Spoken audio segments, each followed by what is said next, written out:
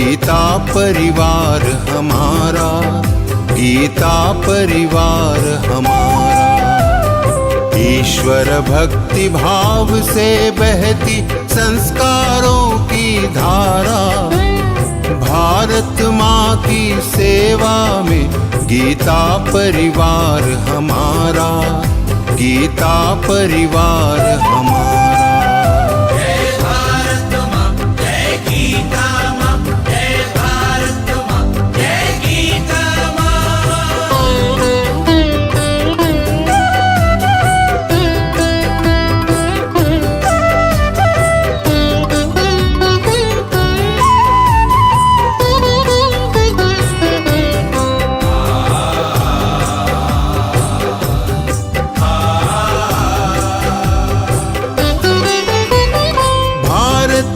संस्कृति का वैभव जग में सबसे न्यारा। जय भारत माँ, जय गीता माँ, जय भारत माँ, जय गीता माँ। भारतीय संस्कृति का वैभव जग में सबसे न्यारा। ज्ञान और विज्ञान यहीं से सबने पाया सारा, सबने पाया सारा। कुछ भूलों से हारा फिर से जीते देश हमारा, गीता परिवार हमारा, गीता परिवार हमारा। जय भारत माँ, जय गीता माँ, जय भारत माँ, जय गीता माँ।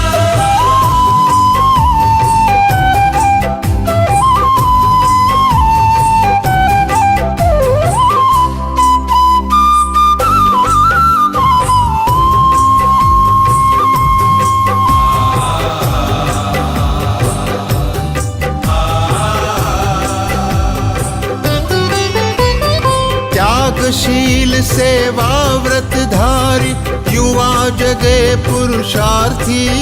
जय भारत माँ, जय गीता माँ, जय भारत माँ, जय गीता माँ। त्यागशील सेवा व्रतधारी युवा जगे पुरुषार्थी। वैज्ञानिकता विनय सभ्यता स्वभाव हो निस्वार्थी, स्वभाव हो निस्वार्थी। देशभक्ति में तेजस्वी हो फिर समाज यह सारा, गीता परिवार हमारा, गीता परिवार हमारा। जय भारत माँ, जय गीता माँ, जय भारत माँ, जय गीता माँ।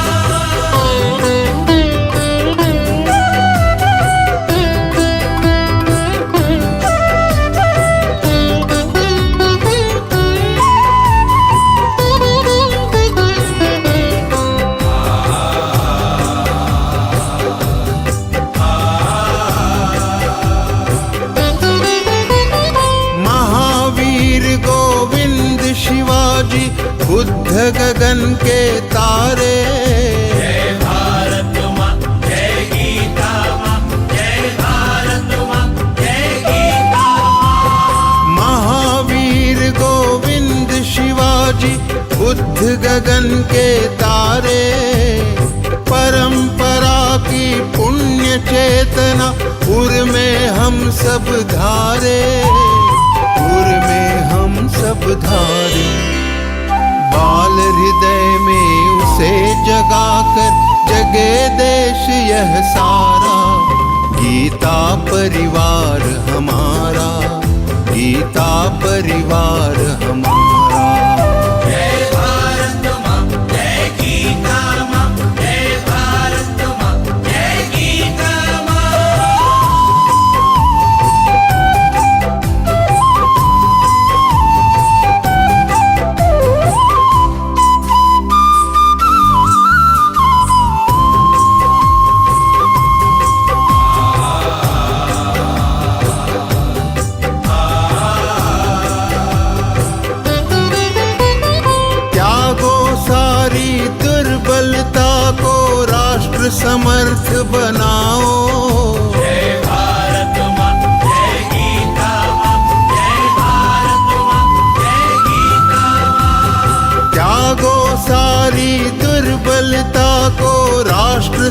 समर्थ बनाओ। बंधु भाव समता ममता से सबको गले लगाओ, सबको गले लगाओ।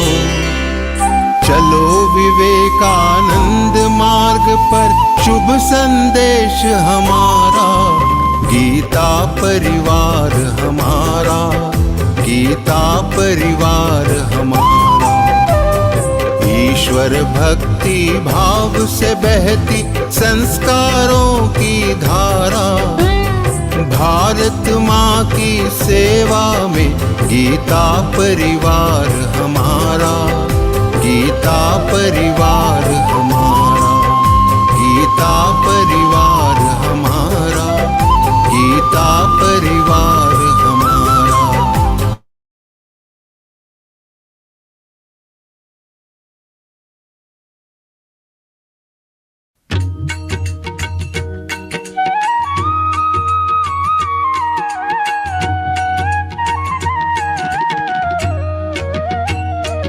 अदरं मधुरं वदनं मधुरं नयनं मधुरं हसितं मधुरं हृदयं मधुरं गमनं मधुरम्। मधुराधिपतेरखिलं मधुरं, मधुराधिपतेरखिलं मधुरम्।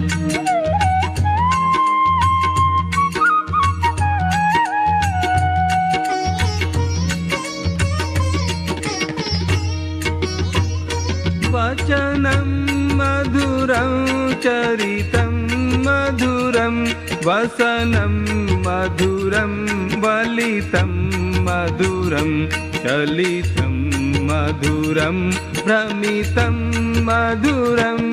मधुराधिपतेरखिलं मधुरं, मधुराधिपतेरखिलं मधुरम्।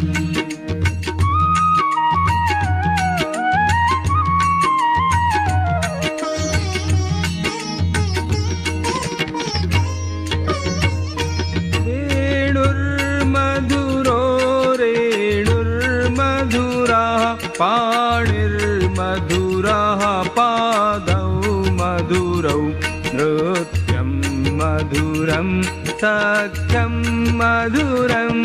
मधुराधिपतेरखिलं मधुरं, मधुराधिपतेरखिलं मधुरम्।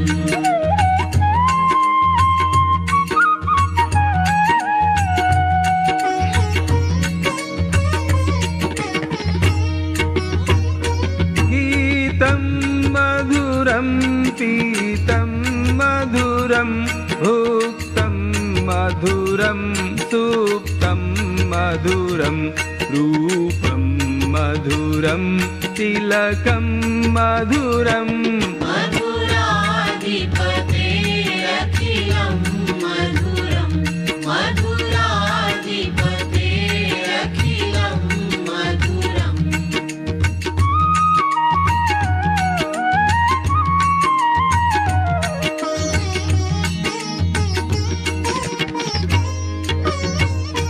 तरणं मधुरं तरणं मधुरं हरणं मधुरं स्मरणं मधुरं वमितं मधुरं शमितं मधुरम्। मधुराधिपतेरखिलं मधुरं, मधुराधिपतेरखिलं मधुरम्।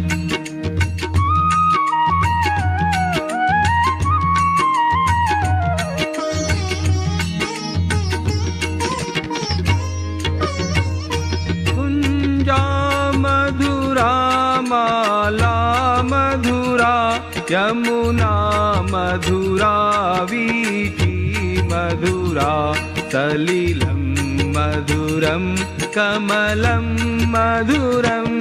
मधुराधिपतेरखिलं मधुरं, मधुराधिपतेरखिलं मधुरम्।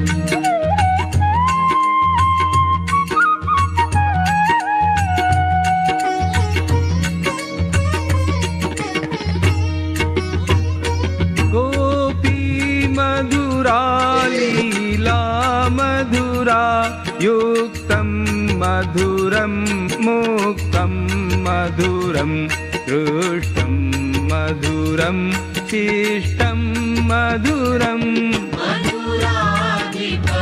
मधुराधिपतेरखिलं मधुरं मधुराधिपतेरखिलं मधुरम्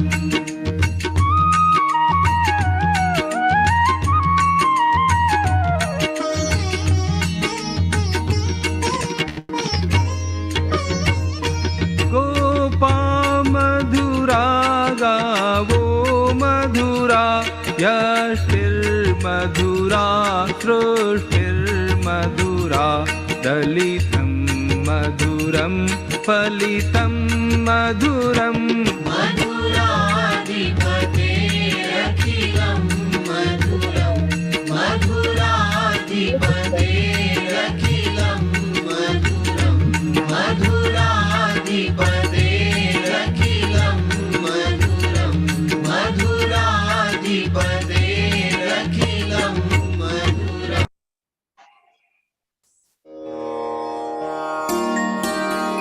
बस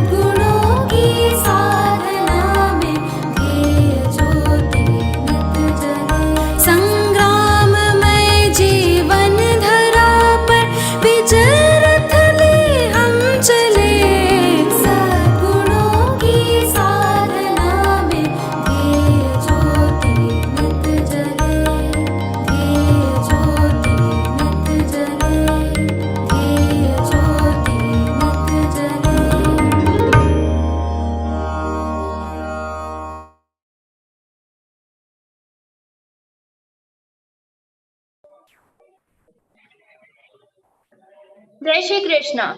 On the behalf of Geeta Parivar, I, Arya Indani, welcome all the enthusiasts for this grand Geeta interpretation session. Folding our hands in front of the Lord, let's begin this session with a melodious prayer. For this starting pradhana, I would like to invite Hema Krishna ji from Bangalore, who is serving as level 1 trainer and has joined us in July 2021. जय श्री कृष्ण। वसुदेवसुतं देवं कंसचाणूरमर्दनं देवकी परमानन्दं कृष्णं वन्दे जगद्गुरुं कृष्णं वन्दे जगद्गुरुम्। Thank you so much. Light is the symbol of brightness and prosperity, and sunlight expels all the darkness and brings happiness and success. To make this evening blessed and invoke Goddess Saraswati, I would like to call upon Ambadas ji for lamp lightning. Ambadas ji is from Maharashtra and is serving at many different stages in Geeta Parivar.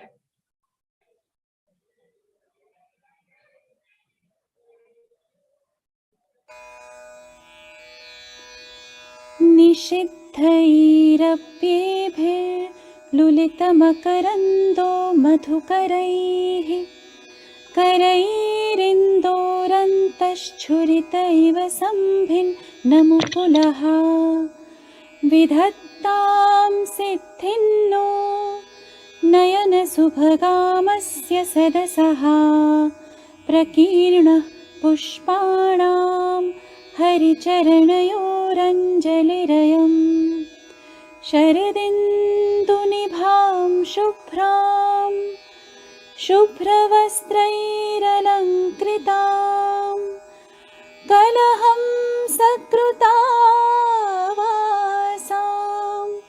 वरदां Sharada नुमः वरदां Sharada नुमः।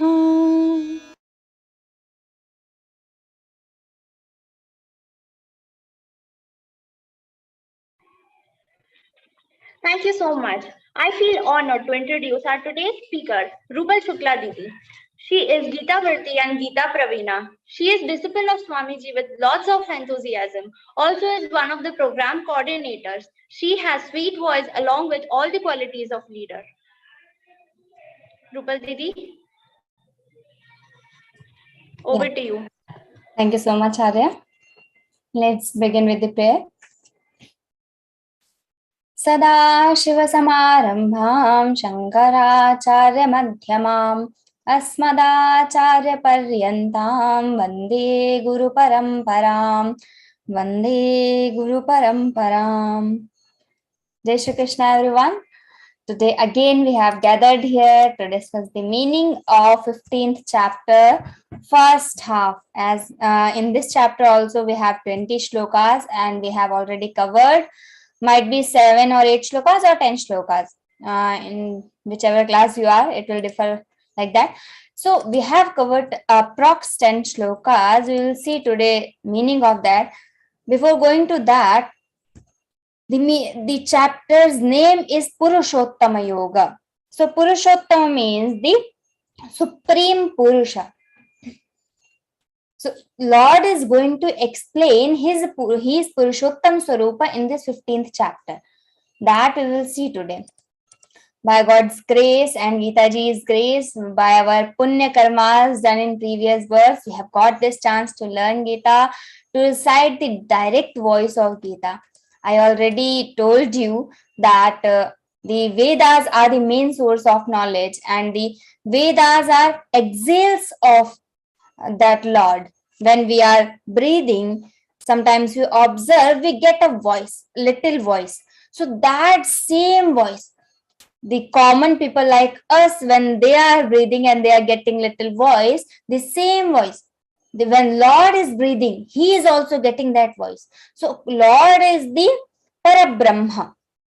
He knows everything. Alaukika, laukika, iha laukika, paralaukika, everything. So when he is breathing, that voice is coming, and that voice is Vedas.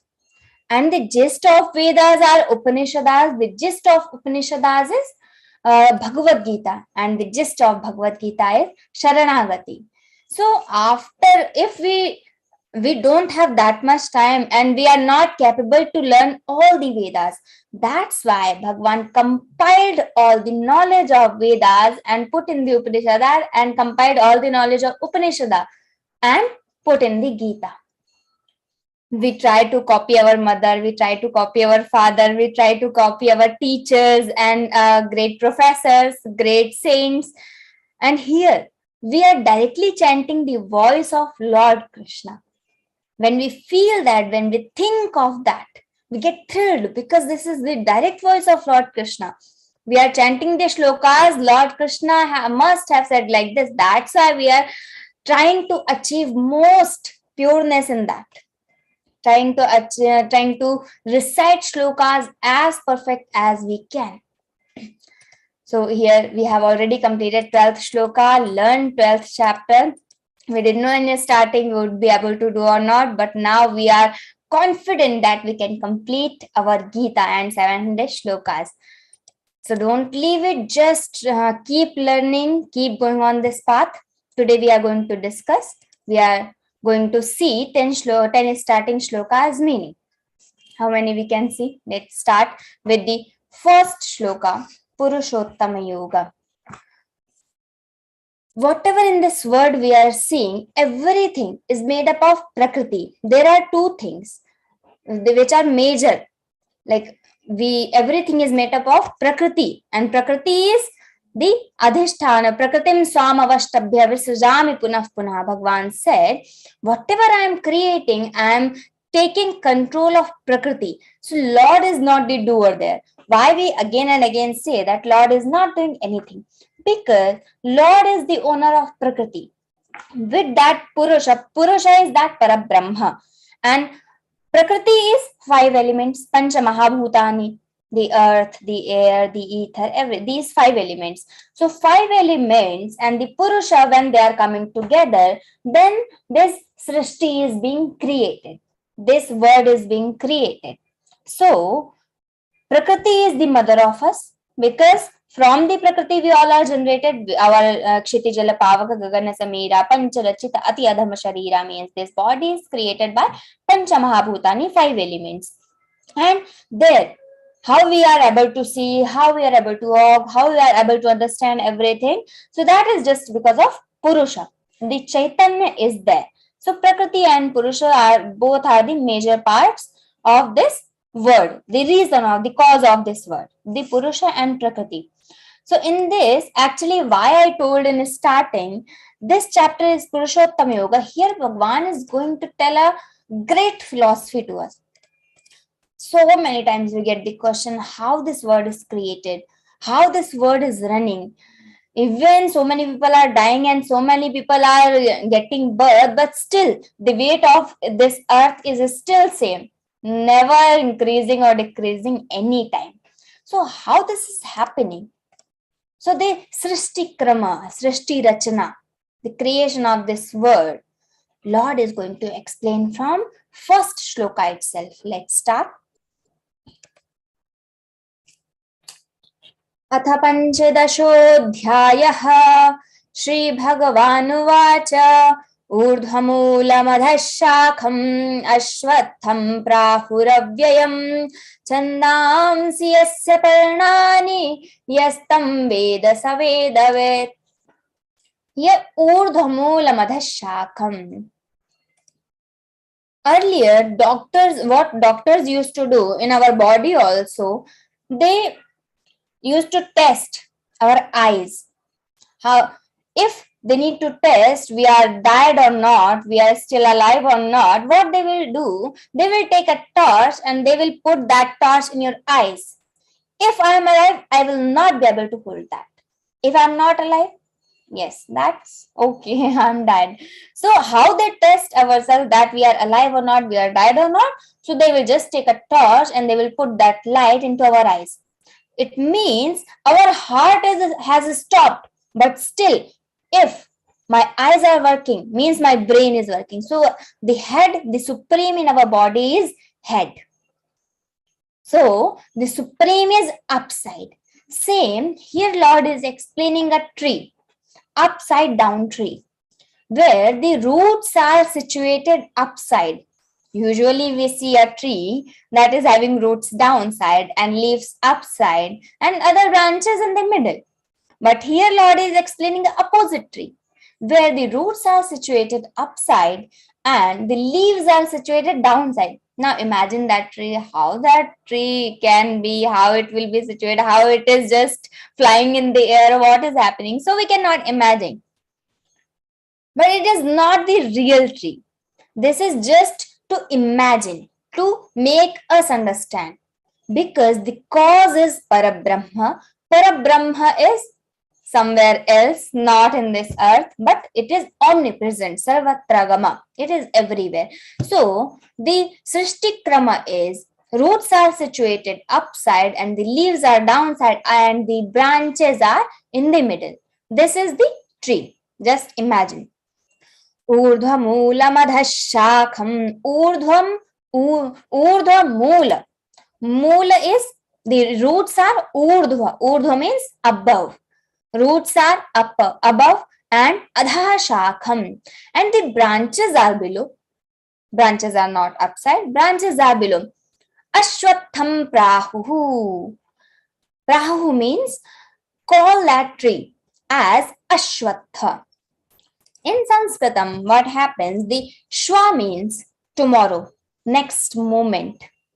Shwa means tomorrow. Aham shwaha karishyami, aham shwaha gamishyami. I will go tomorrow. I will do it tomorrow. So this is shwaha, means next moment, future. So here, ashwatham prahu, Lord is telling. So ashwatha, shwa means tomorrow and ashwa means which is not going to come tomorrow, which is not at next moment. Means, let's try. Not at the next moment. What I am speaking right now, you will not get it in next moment. That is different thing that will be recorded on YouTube, but this word is not there. This is something different. This is something else. So what I am speaking right now, what I am doing right now, that will not be in next moment. That is Ashwa. Ashwatha means that people vraksha. Why here with Ashwatha people is considered? Because that people is so much flickering.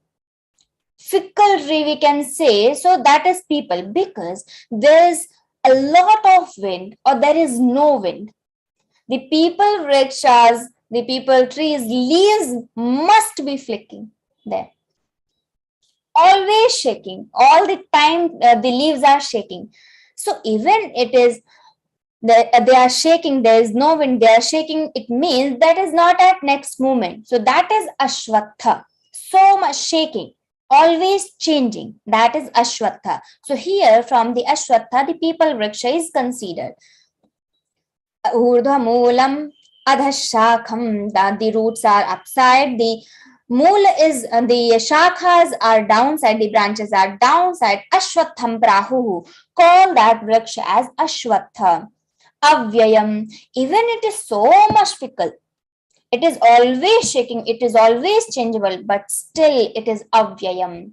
In 12th chapter, when we were seeing the explanation of avyayam, where there is seen already. Yat chakshusha na pashyati, yena chakshumshi pashyati, tadeva brahmatvam vidhi, nedam yadidam upasate.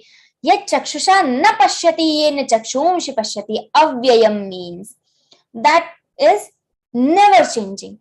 Avyaya. Vyaya means we are spending something. We are just decreasing everything. That will be destroyed. Avyaya means this is not going into the vyaya. This is not, we are not spending something. It is not decreasing. Avyaya. So avyayam, that is even all the time flickering, but still that is avyayam, non-changeable. This word is changing, but that Brahma is not changing. Even the Brahma is everywhere present, but that Brahma is not changeable. Here the avyaya word is referred for indestructible, that will not be destroyed. Urdhva moolamada shakam ashwatam prahu avyayam indestructible. Chandamsi yasya parnani. Parna means the leaves. So chandamsi yasya parnani yastam veda saveda vita. Chanda here is considered as Veda. Veda, it means, Veda means knowing something, and also our Shastras. So Veda has here three meanings. One is Kavya, one is meters. We see Chanda, Shastra. So there we learn about the meters used in Kavya Shastra, in Padya. So that is one chanda. In Geeta also, Lord has used only two chandas. One is Anushtup chanda, like Evam Satata Yukta Ye. Second is Anushtup, the Trishtup chanda. That is now first time coming in 15th chapter, second shloka. Adhas Chordham. From here we will see. So here also two chandas are there. So one chanda is this. Second chanda meaning is knowledge. What we are getting new, that is knowledge. So that is also considered with the chanda word. Third meaning is Veda, our Veda Shastras, our main source of knowledge. So that is Veda. So three meanings are there for the chanda. Here we are considering the jnana meaning. So who has the knowledge? Chandamsi yasya parnani. So the Vedas, the knowledge are the parnani. The leaves of these trees is Vedas, and that person who knows these Vedas is called Vedavit. Vit means knowing something. So Vedavit means knowing the Veda, and Veda also means the Jnana. So who has that Jnana is called Vedavit, and the Vedavit means the person are everything. These Vedas are the Chandamsi, the Parnas, the leaves are these Vedas. The knowledge is leaf of this tree. This is the explanation of that upside down tree in first shloka. Then in second shloka, the Lord is going to tell, don't think if you want this tree seeing, and if you think this will be available for you, and something about our karma theory, what we have always been reading, like whatever we are doing, we will get back that. So how we are going to get that back? Let's see in second shloka. This is also Trishtup chanda. Allah will be different. Adhashurdham prasritastasya shakha guna pravriddha vishaya pravalah adhasya mulanyanusantatani karmanubandhini manushya-loke. Adha cha urdham prasritaha tasya shakha. Everywhere, below and above, everywhere the branches are spread. In first shloka, Lord just explained the roots and the leaves. Now what about the branches? So branches are being told here. All the branches are spread everywhere, below and above. Adha cha urdhvam, adha down, and the above, below and above, everywhere. Prasritaha means spreaded. Tasya shakhaha, tasya means that vriksha. We are talking about that vriksha. So tasya shakhaha, the branches are spreaded everywhere. Guna pravriddha vishaya pravalaha. Pravala means when a leaf is coming on the tree. So we have one little dot. That dot is called pravala. So Vishaya Pravala, the sense objects. We have the senses, the eyes, the ear, the nose, the skin, the hands, legs, and all the senses. So sense object, or the objects of these senses are Pravalaha. So Vishaya Pravalaha. These Vishaya Pravalaha are Guna Pravriddha. how what I want to see, what I want to listen, what I want to do, that is nourished by my guna. We have three gunas: Sato guna, Rajo guna, and Tamo guna. Today's session will be little like philosophical. There is so much philosophy included in this chapter. So we will be discussing. Don't get bored. Just listen and try to understand that philosophy. How everything is working. How this cycle is working in this world. So whatever I want to do, all my karmas and whatever I already have got, that is nourished by only my gunas. We have three gunas: Sato guna, Rajo guna, and Tamo guna. Sato guna is the best. Rajo guna is okay, in middle. Tamo guna is worst.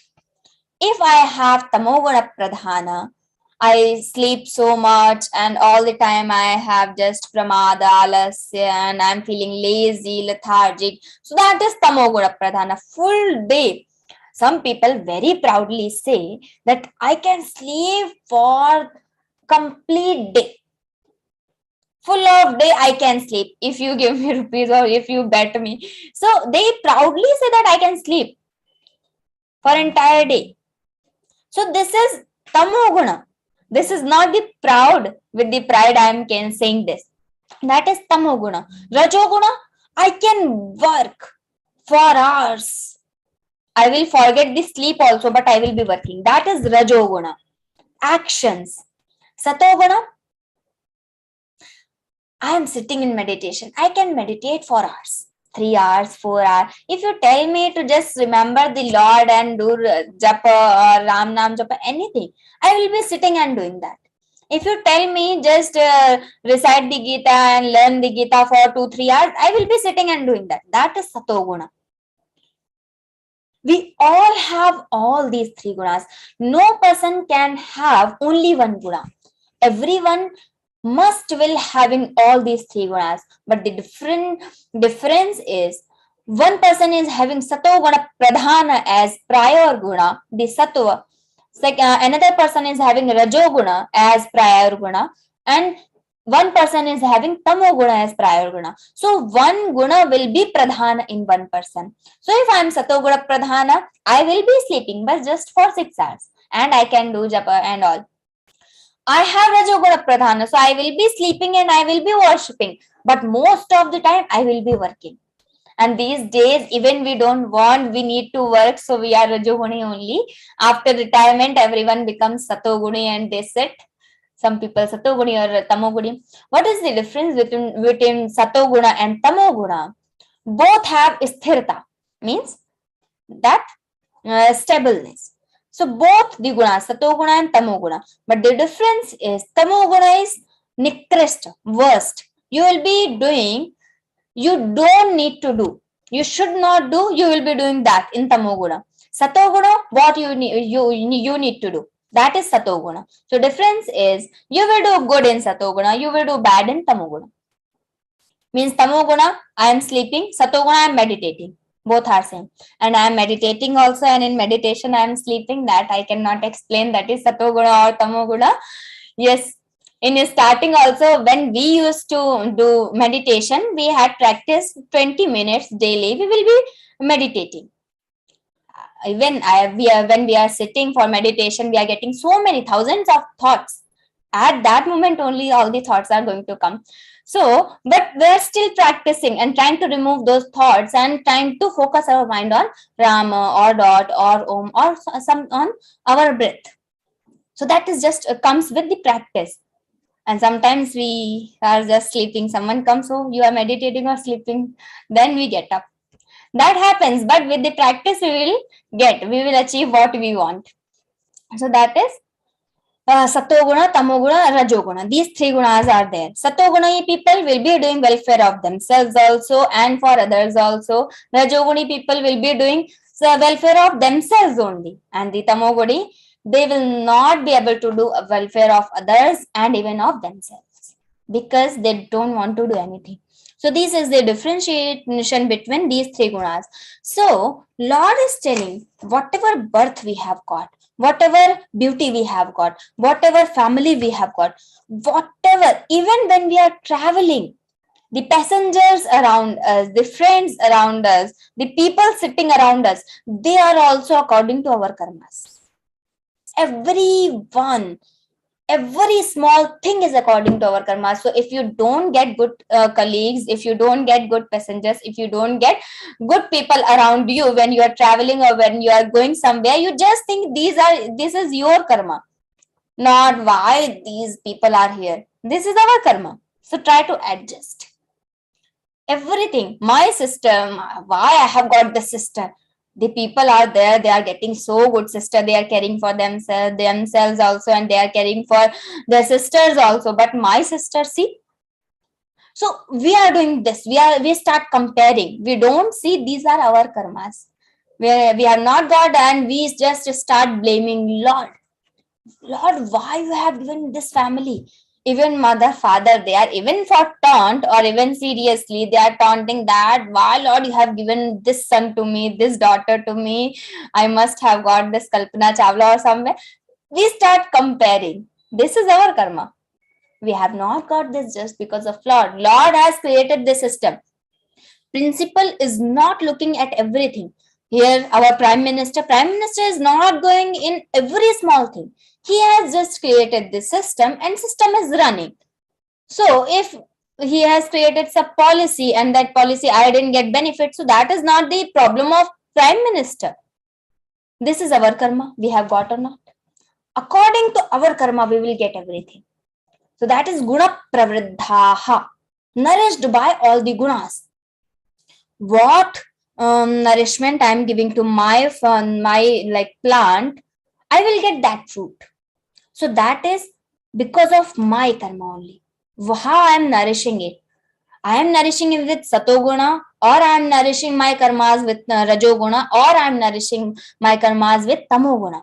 I am donating, I am serving, because I'm doing something for society, I am doing something, I'm making everyone happy, I'm trying to make them happy, even I'm not able to do. So just I'm doing good. Whatever I have done in previous births, now it is not in our hands to control that.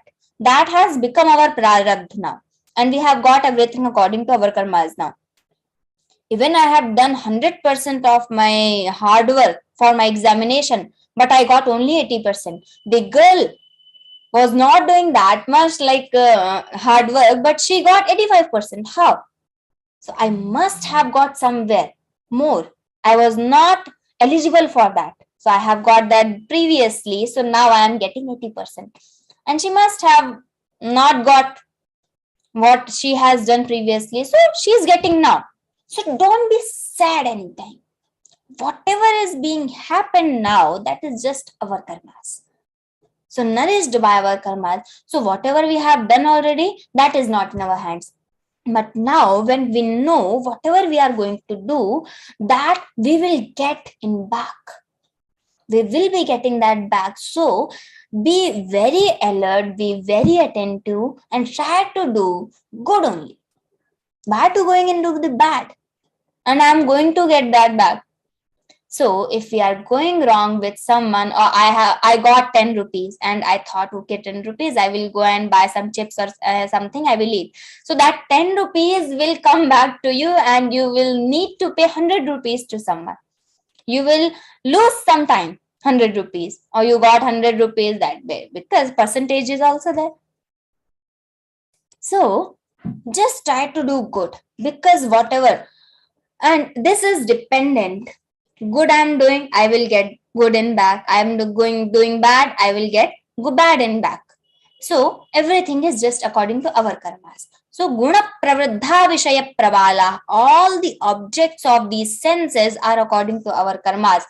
If I am nourishing everything with satoguna, I will wish to see everything good.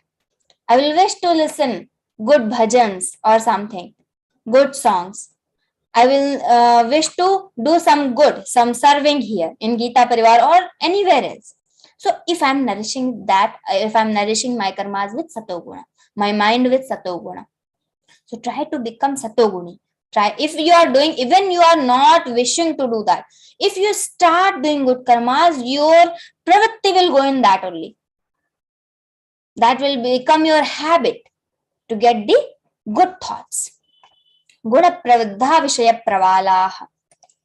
ऊर्ध्वम् अधश्चोर्ध्वम् प्रसृताः तस्य शाखाः गुणप्रवृद्धा विषयप्रवालाः अधश्च मूलान्यनुसन्ततानि कर्मानुबन्धीनि मनुष्यलोके.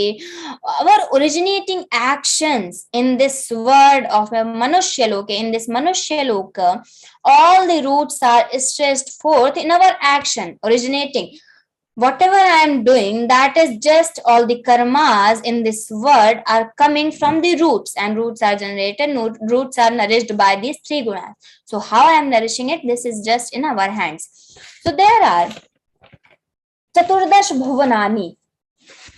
What karma I am doing and I am going to get next birth according to those karmas only. So there are Chaturdash Bhuvanani. If I am doing good, so the two concepts are there. One is Chaturdash Bhuvanani, means 14 lokas, and another concept is 14 species, 14 birds. So if I am doing good karma, so I am going to get 1 to 8, means the above than the Manushya, the greater than the Manushya, the Devata, Yaksha, Rakshasa, not Rakshasa, Devata, Gandharva. These are the 1 to 8 yonis, greater than the Manushya. If I am doing good karma, I will get birth in those yonis. And those yonis, if I will get birth in that, so where I will be residing, where I will be staying, so that is Satyaloka, Tapaloka, Jalaloka, Maharloka, Swargaloka. These are greater than the Prithvi Loka.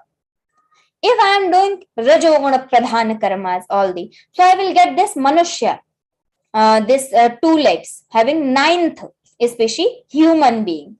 And 9th species will be staying in this Manushya Loka, Prithvi Loka. That is at 7th. 6 Bhuvanas are greater than the Prithvi Loka, Satyaloka, Tapaloka, Jalaloka, Maharloka, Swargaloka. And 7th one is Prithvi Loka, where the Manushya is staying. Then another is, the 11th is, if I am doing bad karmas. So after the Manushya, there is 4 legs, animals, birds, reptiles, Tiryak species, and the plants, Achara, plants, constant. The Nikrist are plants. The plants are also having that Chaitanya. They are also having soul. But they have done bad karmas in previous births. That's why they cannot do anything now. They are just staying at one place and they cannot earn punyas now. Only Manushya is there who can, this is Karma Yoni. I can do karmas and I can get the punya and papa. Other than Manushya, all are the bhog yonis only. Everyone is just doing bhog of what they have done. Even this is dog, this is bird, these plants, these trees, and these snakes, and the octopus, anyone, this mosquito, this fly, these, they will cut me, they will bite me, they will even do something harm to me. They will not get the papa because they are in bhoga yoni, not in karma yoni. Only there is Manushya who is having karma yoni. I can do karma and I can earn the punya and papas. So this is the concept. And other than the Manushya Loka, there is Atal, Patal, Sutal, Talatal, Mahatala. These are, if I will do bad karmas, I will get the birth in these lokas. So this is the concept of Chaturdash Bhuvanani and the Chaturdash species, other than the Manushya, greater than the Manushya, and the below than the Manushya.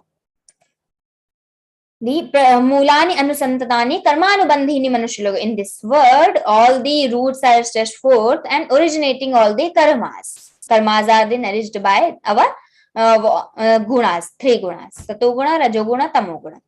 Now the third shloka, let's see, the Bhagwan is telling now, as I have explained this tree, if you wish and you tell me, Arjuna, you want to see that tree, where is that tree? I want to see the roots are upside and the leaves are downside. I want to see that tree. So that this is just imaginary tree. This is not the real tree. As you want, you can see that. So in third shloka is clearly telling Narupamasye hatatho nanto na chadir na cha sampratishtha ashwatthamenam suvirudhamulam asangashastreణ dridhena chitva न रूपम अस्य इह तथा उपलभ्यते. न रूपम, the form as I explain, here as I explain, तथा उपलभ्यते, as such it is perceived here. As I explain, you can see that this is not going to have upalabhyate. This is not residing anywhere in this word. This is just imaginary. Nanto na chadir na cha sampratishtha. There is no starting point of this tree. There is no ending point of this tree. And even there is no staying point of this tree. Sampratishtha, foundation or resting place where it is resting somewhere. This tree is not even resting anywhere. There is no starting point. There is no ending point for this tree. Nanto na chadir na cha sampratishtha. This is not even staying anywhere. Ashwatthaменam suvirudhamul. Ashwattham, the name of that tree. Ashwattham enam, this ashwattha vriksha. Suvirudhamulam, this is very firmly situated in root. Firm rooted, this tree is firm rooted. If you want to cut this tree, means this samsara vriksha, the person who wants to get that Brahman, who wants to get that oneself, what they need to do? First, they need to cut these trees. This attachment from this word. Until the attachment is destroyed, you have renounced all the fruit of all karmas, we cannot get that oneself. So, to get that, first is to cut these branches, to cut these roots. And this is suvirudhamulam. Lord is making us alert. Be attentive, be alert. This is firm rooted. You cannot cut it very easily. Because if someone says, you just forget that she is your mother, he is your father, he is your brother, she is your sister, you just forget. Can we do that? Firm rooted. We are so much connected with everything. This is my home. She is my sister. He is my father. So we are so much connected. That's a Lord. Lord knows everything. That's why He is telling firm rooted. So Virudamulam. Asanga Shastrena. But how we can cut that? So if it is firm rooted, how we can cut this, Lord? There must be some way to cut these roots. So Asanga Shastrena Dridhena Chitva. With the aches of non-attachment, we can cut this. Non-attachment. Here we have one very beautiful example of Shukadeva. Shukadeva was the son of Vedavyasa. Vedavyasa, we all are aware with this name. So Vedavyasa was doing all the karmas and everything. So Shukadeva, just the behind the story, Shukadeva was he already listened everything, the secret of this samsara by Lord Shiva. Lord Shiva told Parvati ji, you just sit and listen. I am going to tell you the most secret. And you just listen at something. You give me some gesture. So I will be knowing that you are listening me. So she told, okay. So when Lord Shiva started telling all this story, Parvati ji slept in between. But that croc, that Shukla was there. He was listening all this story. He was there listening the top secret from Lord Shiva. So when he heard everything, he was listening everything. Lord Shiva told, after finishing that, because Lord Shiva his eyes was closed. When he seen that Parvati ji is sleeping, who was listening? That was Shukla. And that Shukla only got the birth in another birth from the Vedavyasa. So Vedavyasa was the father of that Shukadeva. So Shukadeva already has that Brahma knowledge. He already knows that Brahman. He is already that Brahma Jnani. So he don't want to do anything.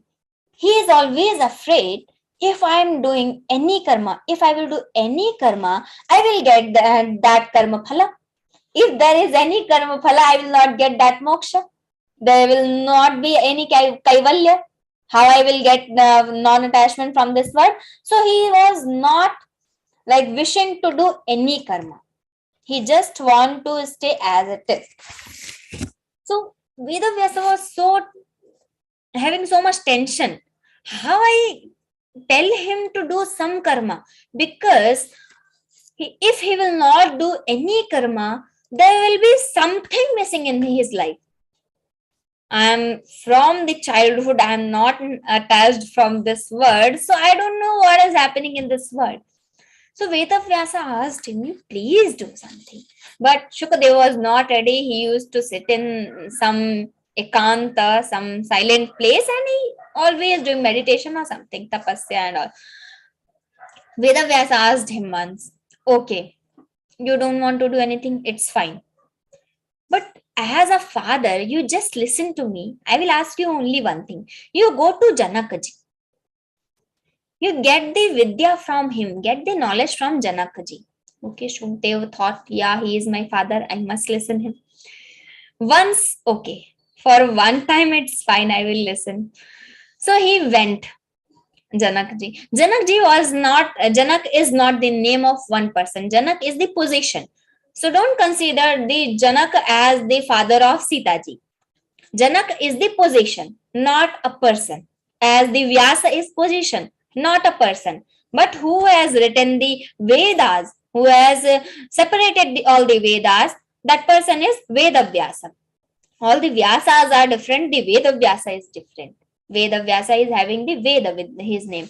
So Shukadeva went to Mithila. He asked that washman, you go and tell Janakaji that the great saint, the Mahamahim, the Param Pujan, all the Visheshana, all the objectives are there. So he told you, go and tell him that the Shukadeva has come. There's His Holiness and the great saint and non-attached with this word.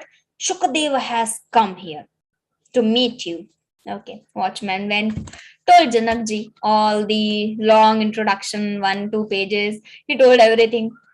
Janakji was also Jivan Mukta Mahatman, we can say. He was also knowing everything. So he got that Vedavyasji has sent him and he already knows all this story. So he told, okay, let him wait. 2-3 days passed and he didn't call Shukadev to meet him. Shukadev thought, why he's not calling me? Must be introduction very long, so I should just decrease the introduction. So he called Washman again. Just go and tell him, the son of Vedavyasa, the Brahmagyani, Shukadeva has come. Okay. Again, Washman went, told all the introduction, and Shukadev here to meet you. Again, Janakaji told, let him wait. Again, 5-6 times. Watchman, Shukadev is calling Washman and telling his introduction, and Washman is going and telling Janaka everything, and Janaka is not calling Shukadeva to go and meet him. Shukadeva was so depressed. How it can happen? I am a great saint and I am the son of Vedavyasa. He felt insulted, but he was also Brahmagyani. So he got that I am doing some mistake there. So he told, okay, my father has sent me here to get the knowledge. So he told that Washman, you come here and to tell Janaka that the Shukadeva has come here to get the knowledge from you. Only the Shukadeva. Okay. Then Washman went there to Janakaji and told that the Shukadevji has come to get the knowledge from you. Janakaji thought, yes, now he has that patrata to get that knowledge. Until I am sitting here and I am thinking that I don't know lesser, I am the greater than you. So I will not be listening to you. I will be having my filters, and even you are telling the great things to me, I will not be listening because I have my filter. I am also in my class, I am sitting and I think I know more chemistry than my teacher. I will not be learning chemistry there. I will just be thinking because I have my filter. I know more maths than my teacher. I will not be learning maths there because I am greater than that. So don't have that filter when we are going to learn something, when we are going to get something. So when the filter was removed from there, then Janakaji called Shukadevji. There was Devi Puja in Mithila. So Janakaji told, you have come on a very special occasion of Devi Pujan. We have one parampara, we have one practice here, that one great saint should hold this bowl. That bowl was filled with oil, completely filled. So Janakaji asked him, you are a great saint, and here we have this practice that on this Devi occasion, Devi Pujanam, one saint should hold this bowl and he should just do one parikrama of this Mithila. You just need to go all the roads, passing all the roads, and you need to come back here. But the condition is, even one drop should not fall down from this ball. Oh, I should hold this bowl and it is filled with oil, completely filled, and you are telling one drop should not fall down. Okay. Shukadeva was also great. He holded that bowl and he went from there. After completing that parikrama, after 18 or 20 hours, when he came back and he asked, I have completed. Janakaji asked, one drop has not fallen down. You have followed the condition?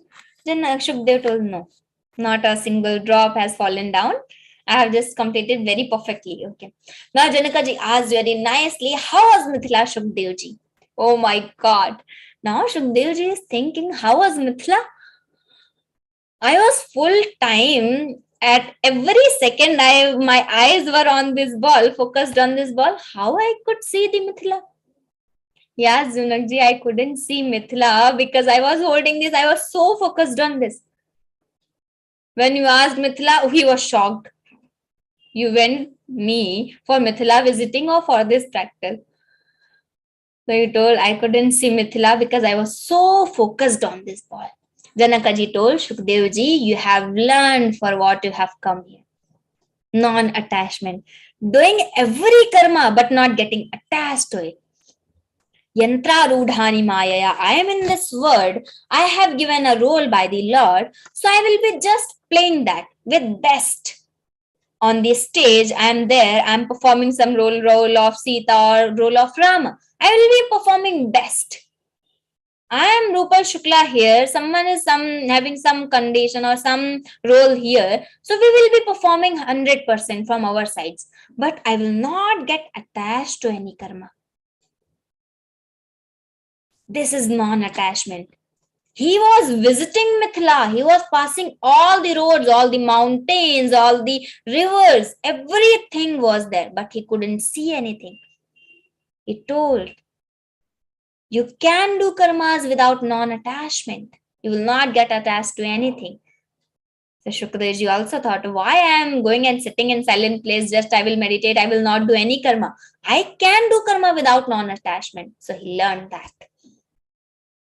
This is the state of there. So Asanga Shastra, this is Asanga Shastra. Until we have this asanga with this word, I am so much attached with everything, I cannot get this attachment. And how this satisfaction will come, that will come with the bhakti. Vairagya ragarasiko bhava bhakti nishthaha. In this Gokarna Upadesh, we must have listened. Asarah khalu sansaro dukkharupi vimohakaha sutah kasya dhanam kasya snehavan jvate nisham nachendrasya sukham kinchin na sukham chakravartinaha sukhamasti viraktasya muniraikanta jivinaha sukham asti viraktasya, who is not having attachment with this word, viraktasya, muni ekanta jivina, who is not attached, that muni, silently that person will have the sukha, happiness. Very beautiful. Gokarna Upadesh, we all daily do it in our pujan, so get little vairagya. Sometime God will grace us what we want. Let's do it. So in third shloka, Bhagavan told, this vriksha is not the real tree. As I explained, you will get that. But this is not staying anywhere, but it is firm rooted. There must be some way to cut it. So asanga shastrena, non-attachment, I can cut those roots. Now in fourth shloka, let's see. Here Bhagwan is going the tell tatah padam tat parimargitavyam, his dhama, about his dhama in fourth shloka. Tatah padam tat parimargitavyam yasmin gata na nivartanti bhuyah tameva chadyam purusham prapadye yatah pravrittih prasrita purani. So after cutting those roots, what we will do? So we should strive to get that Brahma. We should strive to get that Parabrahma. Tatah padam. Tatah means after that. After cutting these roots with non-attachment, then tatah padam tat parimargitavyam. We should be sought for that goal, padam. Yasmin, for which goal? So, yasmin gata na nivartanti bhuya. Yasmin gata means by going there, na nivartanti. Nivartanti means coming back. They will not return after going into that dhama, that padam. For that pada we should seek. And which pada? So, where after going there, we will not return in this world again. Yasmin gata na nivartanti bhuya. Again, we will not return in this world. Tameva chadyam purusham prapadye. Tameva, that adyam purusham prapadye, that supreme person, adya purusha, that prime person, that first person was that adya purusha. Means adya means the starting point. So that starting purusha. Tameva chadyam purusham prapadye. I should seek refuge in that purusha only, for that primal purusha only. Yatah pravritti prasrita purani. Yatah pravritti, where the energy goes and is streamed forth in ancient Purani. Going where we will not return, we will not get that. And for getting that Purusha, what we should do? We should have that Dridha Nishchaya. We should be firm for that. And with the Shravana Manana Nididhyasana, we can get that Purusha. Yatah pravritti prasrita Purani.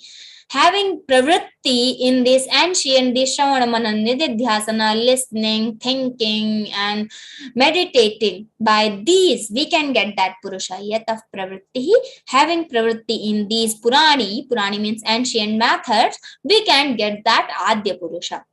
Yatah pravritti prasita Purani. Now, after getting that goal, what will happen? And how we can get that goal?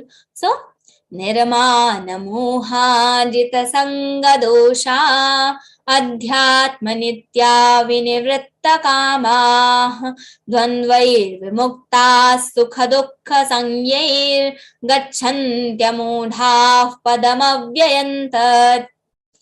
If anyone is sleeping, just get up, because this is very important shloka. Bhagwan has given 4 conditions here.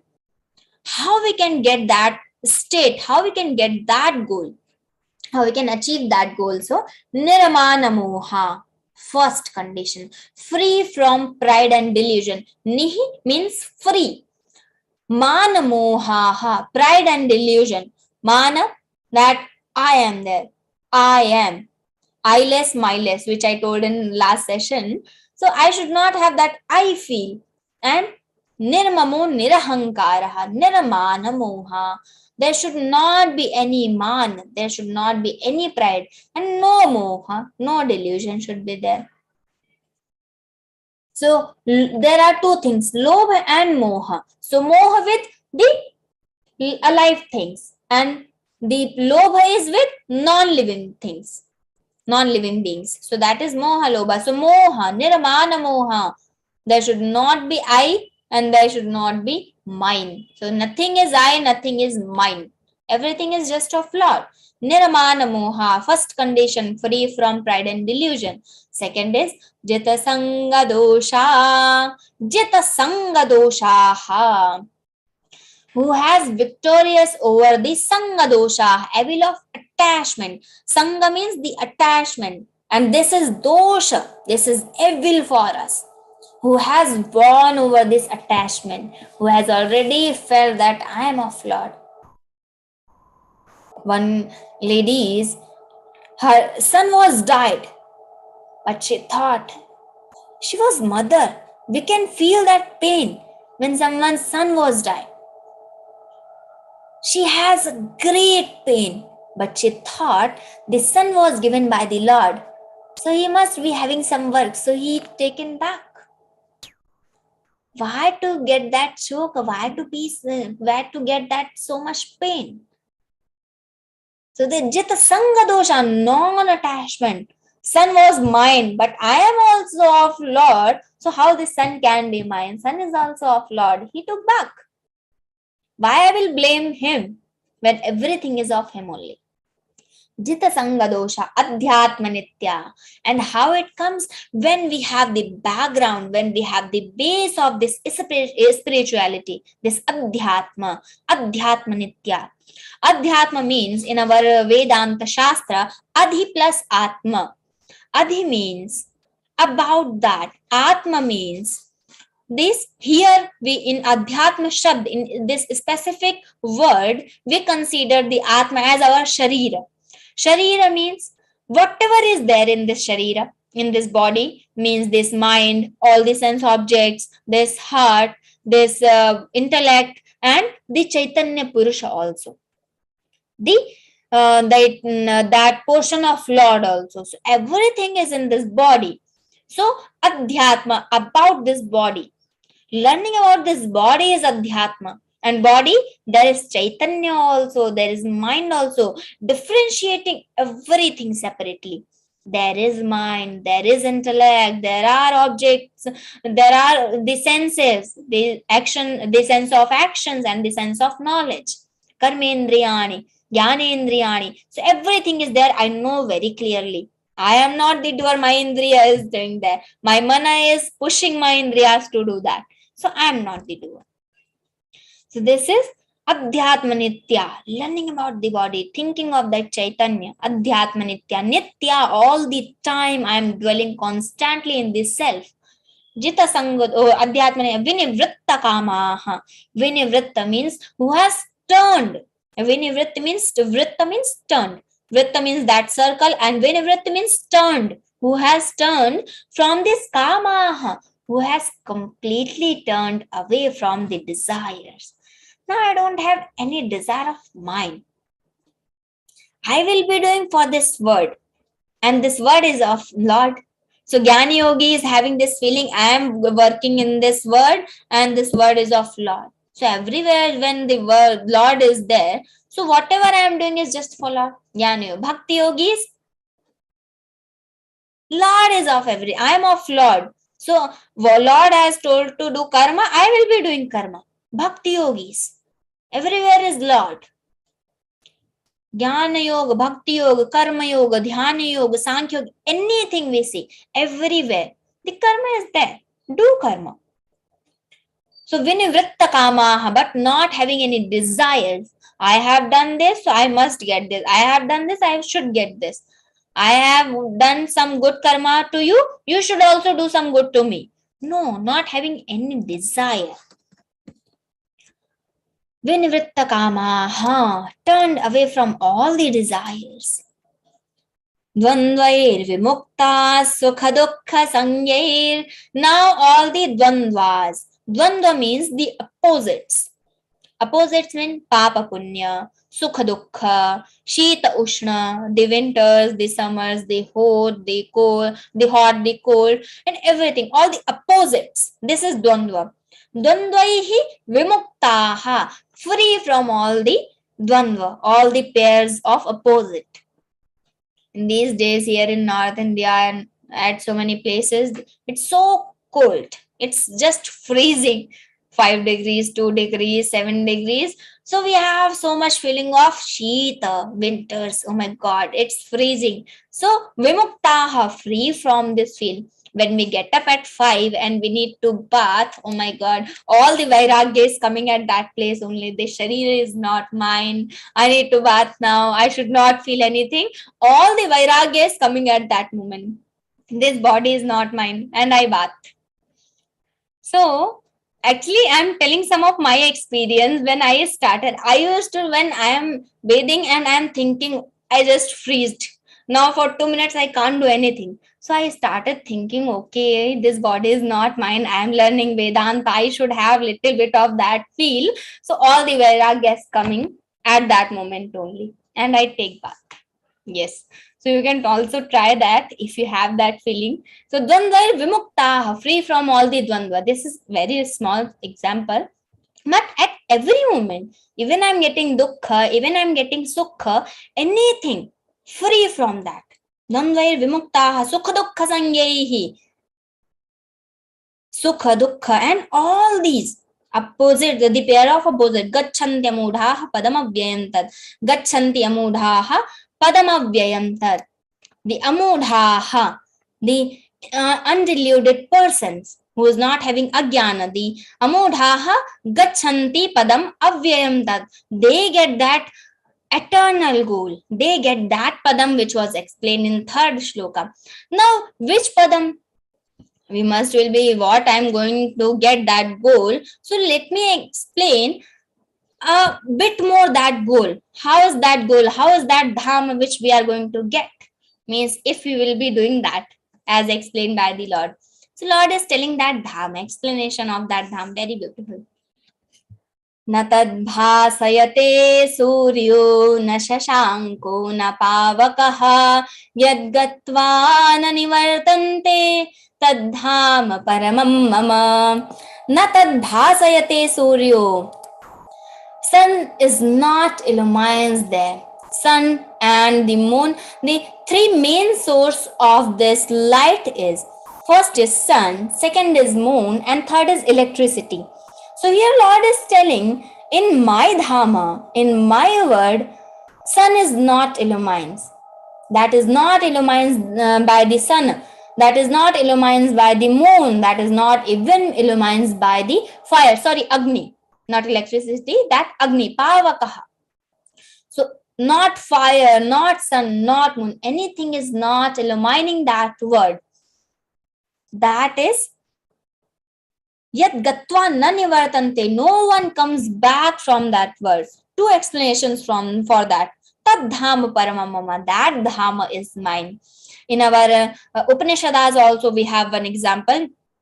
Na tatra suryo bhati na chandra tarakam nema vidyuto bhanti kuto yamagnihi tameva bhantam anubhati sarvam tasya bhasa sarvamidam vibhati. So everything is illumined by that Parabrahma only. Sun cannot illumine that Parabrahma, Paramdhama, word of that Parabrahma. So everything is illumined by that Brahma only.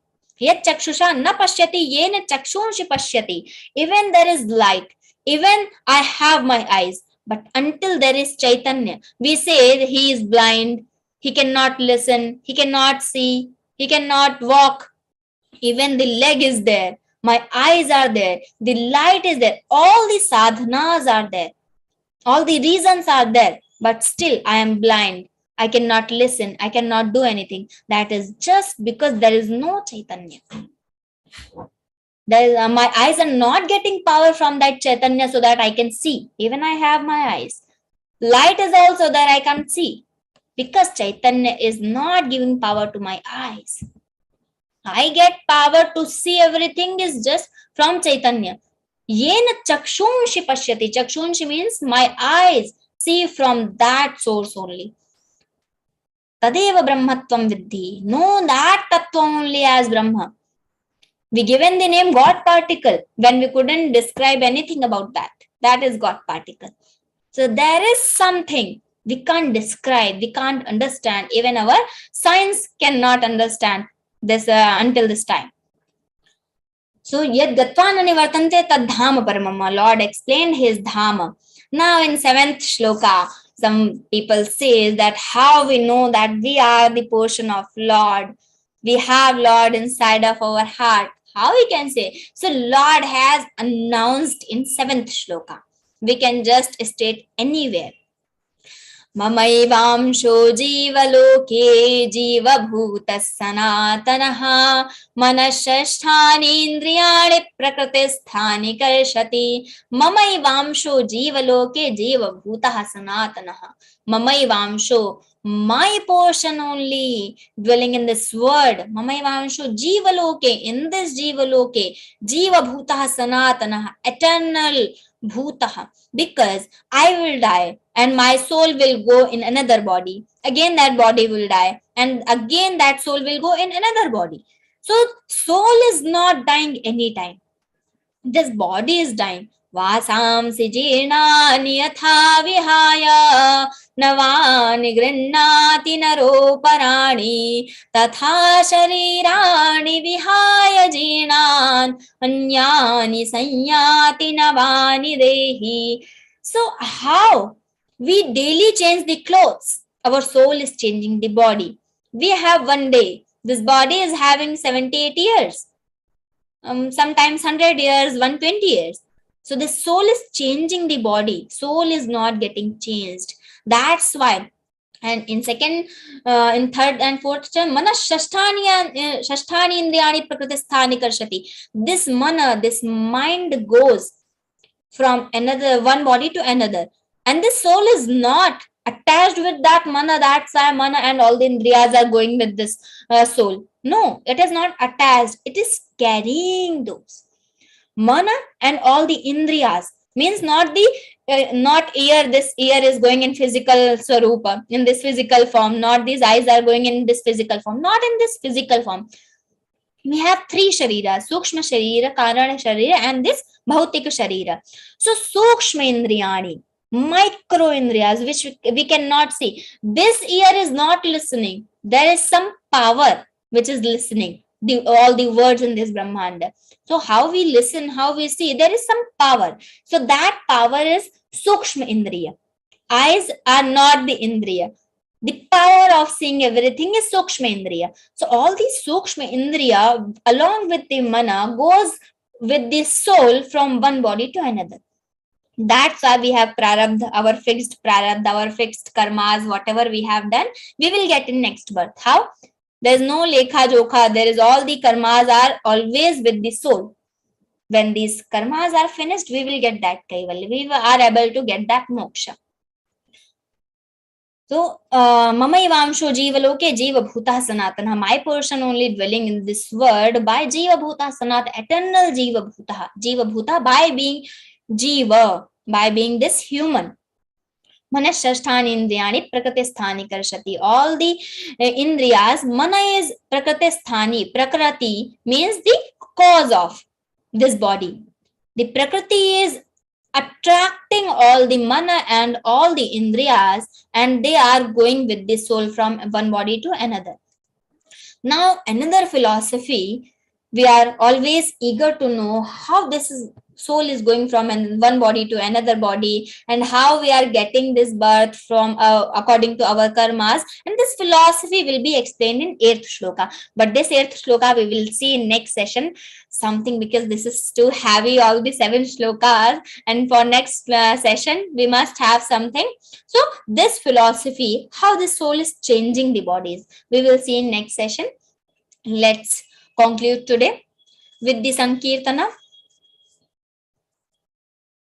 Say calmly, remember the Lord. Hari Sharanam, Hari Sharanam, Hari Sharanam, Hari Sharanam, Hari Sharanam, Hari Sharanam, Hari Sharanam, Hari Sharanam, Hari Sharanam, Hari Sharanam, Hari Sharanam, Hari Sharanam, Hari Sharanam, Hari Sharanam, Hari Sharanam, Hari Sharanam, Hari Sharanam, Hari Sharanam, Hari Sharanam, Hari Sharanam. Gopala Krishna Bhagavan ki Jai. If anyone is having any question, so you can just switch on your video and raise your hand. Yes, Arya is with here. Yes. So thank you so much, Rupal Didi. Moving on further to our question and answer sessions. If anyone has doubts, please turn on your videos and raise your hands. We will be having Ashu Bhaiya with us, right? Yeah, Ashura will be joining us in 2-3 minutes. By Yes. that time, we can switch on a video and we can just raise our hands. And if anyone is having question from this 15th chapter, I will try to answer Yathamati Yatha Shakti, as we have this word in our Shastras. So let's see. If you have any easy question, just ask easy question, not the tough questions to me, because the experience, I have lesser experience and Ashubha is having great experience. So he can answer. If the question is of experience, then he will be answering. If the question is of Geeta, I can answer. You just ask. Yeah, Yes. please, we can add the people on the screen. Yes.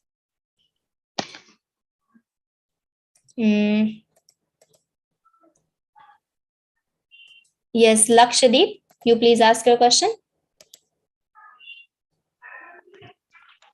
Yes, is Sukdev and Sukacharya are same?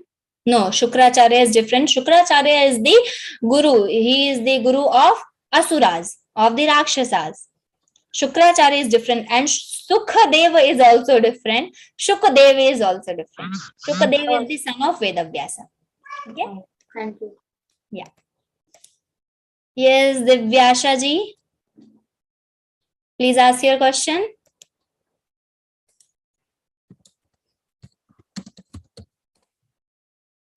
Divyasha, you need to unmute yourself.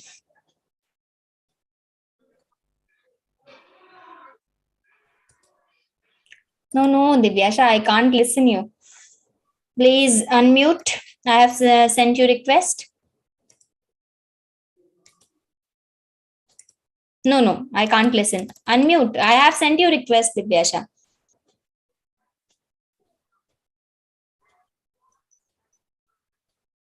No. On your screen, you must be getting a pop-up. You can just click on unmute. No, click on unmute, not on cancel. I don't know why you are not able to unmute. Yeah, I have one question in chat box. The imaginary tree is a person or person's soul. Imaginary tree is not even a person and not a person's soul. Imaginary tree is just the explanation of this word, how this word is running.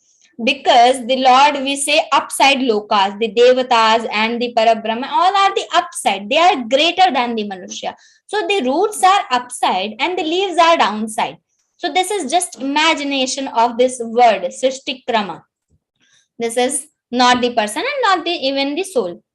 One another question is how you know. Divyasha beta, you please try to unmute yourself. By that time, I am taking the chat's questions. How you know which chanda is used for which shloka? For this, we have 6 Vedangas. In Vedangas, we have Chanda Shastra, Shiksha Shastra to know the pronunciation of everything.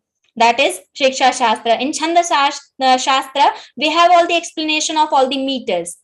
And in Vyakarana, we have the explanation of this Vyakarana, this grammar, how to read the Sanskrit. And we have Jyotish also to interpret the things. We have Nirukta and Kalpa also. Nirukta and Kalpa.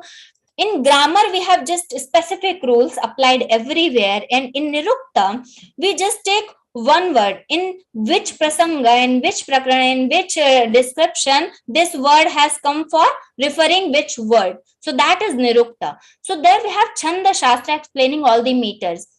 So whenever we see any word, we have Anushtup Chanda and Trishtup Chanda used in Geeta. In Anushtup Chanda, we have 8 letters, 8 syllables in 1 quarter. So we can get by the laya, evam satata yukta ye. When we are chanting the shlokas, we know this is Anushtup Chanda. When 4-line shlokas, 11 syllables in a quarter are coming, so that is Trishtup Chanda. Means adhashchodham prasyatastasya shakha. So by reading that shloka, even if we have enough practice, we can get this is which chanda. If we have practiced that chanda shastra.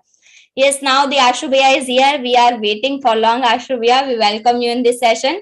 He is so busy. He just have finished his one Vivechana and he is coming here for the question answer session. Everyone is waiting for you. We welcome you, Ashubhaya. If anyone is having any question to ask Ashubhaya, just switch on your video and raise your hand. We will add you. Yes, Raviji. Lucky one because I have already taken 2-3 questions. Yeah, Raviji, please ask. Thank you, Didi. Thank you, Asubhaya. Asubhaya, I want to know about in the first 2 slokas about this tree. They have explained, something has been explained for tree. This is not clear why this tree has been used to explain. See, Krishna wants to tell here that this whole universe is like a tree. It has its, but it is a reverse tree. And if we want to understand it better, we should understand this body, this human body. Our roots are in our mind. If our legs get, we cut our legs or our hands or any other part, we can survive. But if we cut our head, we cannot survive because this is our root. It is the root. So we can consider that example which Krishna gave there as our body also. It is also the same. The root is upside and all the branches are on the downsides. So we can understand that. Krishna wants to tell there that this Ashwattha Vraksham, this people Vraksha, the Ganyan tree, this tree, this universe is like that tree. But on the 4th shloka, Krishna, 3rd shloka, Krishna says, Narupamasya tatopalabhyate. But don't think it is same as the tree, because tree has the starting and the ending point. But this universe, this whole universe, it nanto na chadir, na chatam pratishtha. It doesn't have na adi, no start, na antah, no ending, na cha pratishtha, no fixed formation. So it is always changing, it is always dying, it is always changing its form. So it is very different. So that is an example to understand this universe. And there the focus was only to understand asanga shastrena dhrunena chitva, that we have to cut its branches by asanga shastrena, the weapon of asanga, the asakti, the attachment with this materialistic world. When we cut this attachment of this materialistic world, then only we are going to free from this form. That is what Krishna wants to tell there. These branches are our desires. Yes, desires, greed, attachments. Right. Thank you, Vivek. Hare Krishna. Hare Krishna. Vivek ji.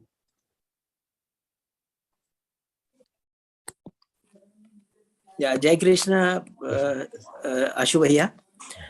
You see, we were told today that, the human existence is the Karam Yoni, and rest all are Bhog Yonis. Yes. So, we used to understand when we were child that, if you do good karma, then, if a dog does a good karma, he can become a man. But then there is no chance because they are only bhoging.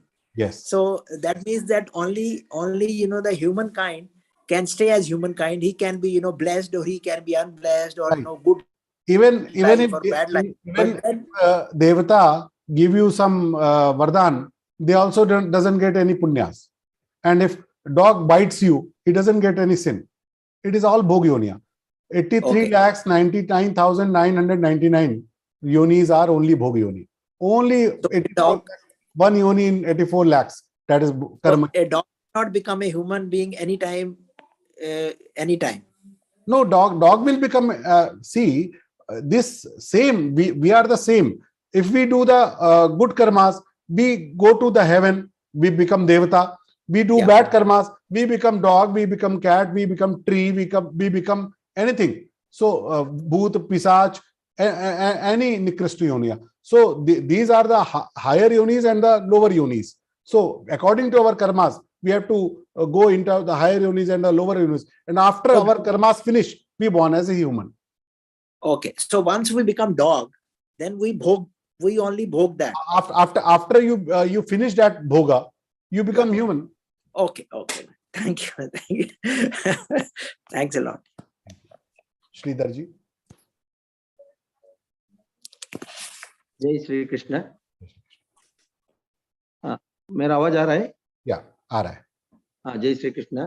दीदी ने एक example दिया निमान मोह shloka number 5 में कि एक उसका child जब मर जाता है तो भगवान ने उसको जो चाहिए बोल के ले जाता है, but it is in shloka it is example is given, but is it practically possible? क्योंकि मदर और चाइल्ड का जो रिलेशन जो है एंड जो पढ़ने के लिए ठीक लगता है, मगर वो ऐसा जो फील होना, I think in any living things, आदमी हो या एनी एनिमल्स हो, and it is somewhat digestible नहीं है. इसके बारे में आप क्या बताना चाहते हैं? कौन सा कथानक सुनाया था मैं Rupal? The lady's son was died. She thought that my Lord has taken him back. He must have someone. So ऐसी बात है. मैं समझ आप कहानी क्या है. देखो, ये बात अपनी स्थिति की है. आपकी बात सही है कि किसी की ऐसी ममता हो और वो ममता अधिक हो तो उसको बहुत भीषण कष्ट होता है. ऐसी भी ममता होती है कि अपने पुत्र के प्राण गए तो माँ उसके साथ ही प्राण छोड़ देती है. लेकिन ऐसा सबके साथ तो नहीं होता. कोई तो अपनी पुत्र की ममता के अधिक लगाव के कारण उसके प्राण जाने से अपने प्राण चले गए. दशरथ जी के प्राण राम जी वन को गए तो दशरथ जी के प्राण चले गए.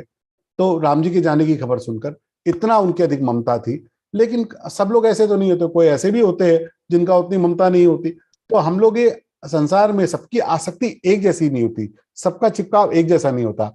और अल्टीमेट स्थिति तो ये है कि सारे शरीर इस योनि में, इस जन्म में हम लोग, मैं और आप यहाँ बात कर रहे हैं, किस जन्म में हम पिता पुत्र रह चुके हैं, किस जन्म में हम भाई बहन रह चुके हैं, किस जन्म में हम क्या क्या रह चुके हैं, हमको पता नहीं है. और हम इस जन्म को ही सबसे बड़ा मान लेते हैं.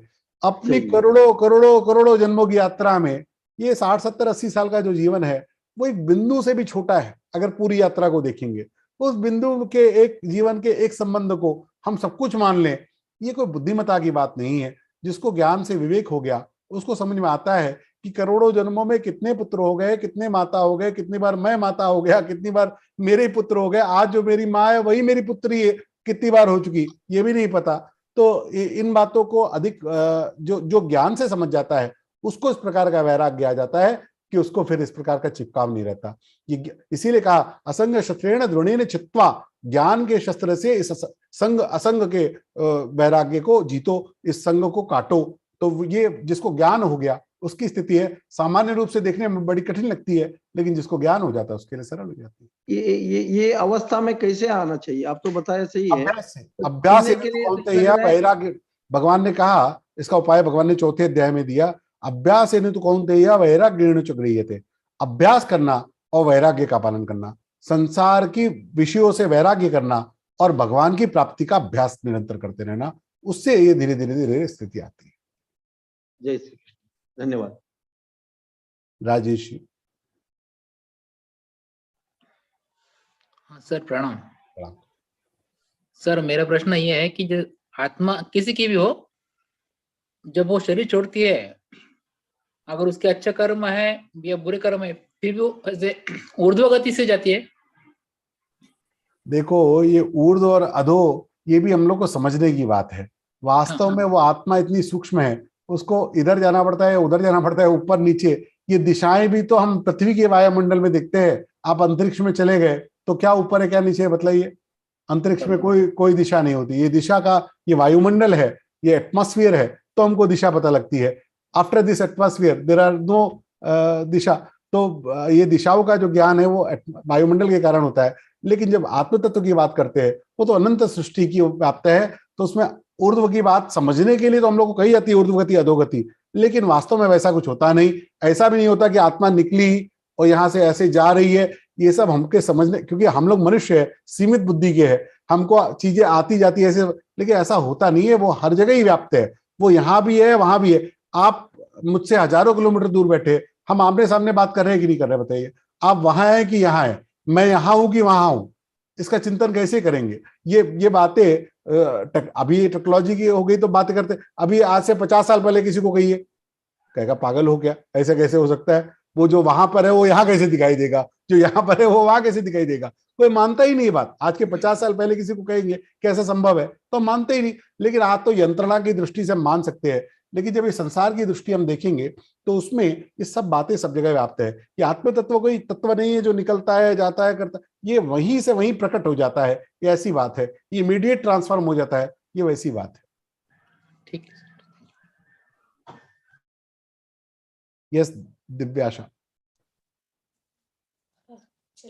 जय श्री कृष्ण सर। जय श्री कृष्ण। सर वो एक्चुअली रूपल दीदी ने कहा था कि मतलब कर्मा ही सब कुछ होता है। हमें कर्म हमने जो किया है, अच्छा कर्म किया हो तो हमें सब अच्छा मिलेगा, बुरा कर्म किया तो बुरा मिलेगा।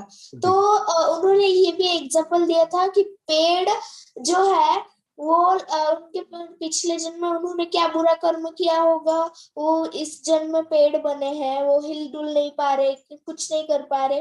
तो वो मतलब जो मतलब कुछ पेड़ ऐसे होंगे जो असलियत में इंसान होंगे पिछले जन्म में और इस जन्म में बुरे हैं। बट वो मतलब कैसे सर, वो कैसे मतलब कैसे वो होता है कि हम दूसरे जन्म में इसको इस कर्म किया है, भगवान ने इसको कहा पेड़ बनेंगे। यम यम मापी स्मरण भावम तजंदन्ते कलेवरम। चौथे अध्याय में भगवान ने बताया कि जैसा जैसा स्मरण करते हुए हम इस शरीर का त्याग करते हैं, उसी भाव के चिंतन से हम अगली योनि को प्राप्त हो जाते हैं। जो धन का चिंतन करते हुए जाता है वो सर्प योनि को प्राप्त हो जाता है, वो धन नहीं बनता, वो सर्प बन जाता है, सांप बन जाता है। तो अब ये अलग अलग बातें हैं, इसका कोई ऐसा निश्चित नहीं मिलता। एक आध उदाहरण तो मिलते हैं, लेकिन कौन सा चिंतन करने से कौन सी योनि मिलती है, ऐसा पूरा वर्णन शास्त्रों में कहीं पर उपलब्ध नहीं है। अलग अलग बातें कई जगह पर आती है कि ऐसा कोई चिंतन करेगा तो ये बनेगा। कोई बहुत बच्चों का चिंतन करता जाता है तो कुत्तों का जन्म मिलता है, क्योंकि कुतिया को एक साथ शूकर और कुकर ये जो योनियां हैं इसमें एक साथ 10-10 बच्चे होते हैं। तो जो बालकों में स्नेह करते हुए उनके ही चिंतन में चला गया वो शूकर कुकर योनि में जाता है। तो मैं किस बात का चिंतन करते हुए जाता हूँ, यह आत्म तत्व उसी प्रकार की योनियों को ग्रहण कर लेती है। ये इसमें ऐसी बात है। तो वो जब आप चौथे अध्याय का विवेचन सुनेंगे तो वहां विस्तार से हम लोग इस बात को करेंगे। और एक सर और एक डाउट था कि अगर मतलब एक इंसान ने पूरा उत्तम मतलब सारे स्टेजेस ही पार कर दिए अच्छे काम करने के, उसको और नेक्स्ट जन्म में आने की जरूरत ही नहीं, इतना अच्छा काम उसने किया है, तो उसको क्या होता है? उसको अच्छा काम किया ऐसे नहीं बोलेंगे। जो व्यक्ति ने अपने सारे कर्मों को भगवान को अर्पित कर दिया, मैं करता हूं ऐसा मानना छोड़ दिया, मैं इस काम में नियुक्त हूं और भगवान मुझसे काम करा रहे हैं, जब ऐसा काम करके ऐसा चिंतन हमारा हो जाता है, मैं ये शरीर भी नहीं हूं, इस शरीर का नाम आशु है, इस शरीर को भोजन की आवश्यकता है, इस शरीर को नींद आ रही है, इस शरीर के द्वारा जो बालक है उनको मुझे पालना है, इस शरीर के जो पिता है उनको मुझे प्रणाम करना है, ऐसा जिसका भाव हो जाता है, फिर वो ज्ञानाग्नि दग्ध कर्माणम, भगवान ने कहा उसकी ज्ञान की अग्नि से उसके सारे कर्म, पुराने भी सारे कर्म फल समाप्त हो जाते हैं और वो मुझे मोक्ष को प्राप्त हो जाता है। वो तद्धाम परमम जो आपने छठा श्लोक सुना कि वो ऐसे मेरे धाम को आता है जिस धाम से लौट कर नहीं आना पड़ता, वो मुझे प्राप्त हो जाता है, मुझ में विलीन हो जाता है, फिर वहां से उसकी वापसी होने नहीं पड़ती। पुनरपि जननम पुनरपि मरणम इस चक्र से छूट जाता है। ठीक है, इतनी छोटी आयु में इतने गहरे प्रश्न पूछोगे आप। ब्रजेश पांडे जी बोलिए। जय श्री कृष्ण। भैया एक मुझे 12वां अध्याय से क्वेश्चन करना था, पूछ सकता हूँ क्या? बोलिए बोलिए। जो भगवान ने 39 लक्षण बतलाए भक्त के, उसमें कुछ कुछ लक्षण ऐसे हैं जो रिपीट हो रहे हैं, जैसे अद्वेष्टा, न द्वेष्टि, सम सुख दुख और शीतोष्ण सम दुखेशु, या एक जगह पर संतुष्ट सततम योगी, और यहाँ पर संतुष्ट मैं आपकी बात समझ गया। वो रिपीट है ऐसी बात नहीं है, उनके भाव में थोड़ा थोड़ा अंतर है। जब उसका गहराई से चिंतन करते हैं तब ध्यान में आता है कि वो शब्द एक देखने में एक जैसे सिनोनिम लगते हैं, लेकिन उनके भाव में थोड़ा अंतर है, और इसलिए भगवान ने वो बातें कही है। किसी में एक बात हो दूसरी ना हो, ऐसा भी संभावना उसमें रहेगी। अब वो बड़े डिटेल का चिंतन हो जाएगा, लेकिन उसका जब सूक्ष्मता से चिंतन करेंगे तब उसमें थोड़ा अंतर मिल जाएगा। ऐसी बात है, वो बिल्कुल एक जैसे ऐसी बात नहीं है। अद्वेष्टा और ना द्वेष्टि ये तो एक बात है, लेकिन ये दो लक्षण नहीं माने जाते, ये अलग अलग है। लेकिन वो किस बात को, उसके आगे पीछे का रेफरेंस क्या है, उससे भी वो कनेक्ट करना पड़ता है। ठीक है ना? Vijay Kumar ji.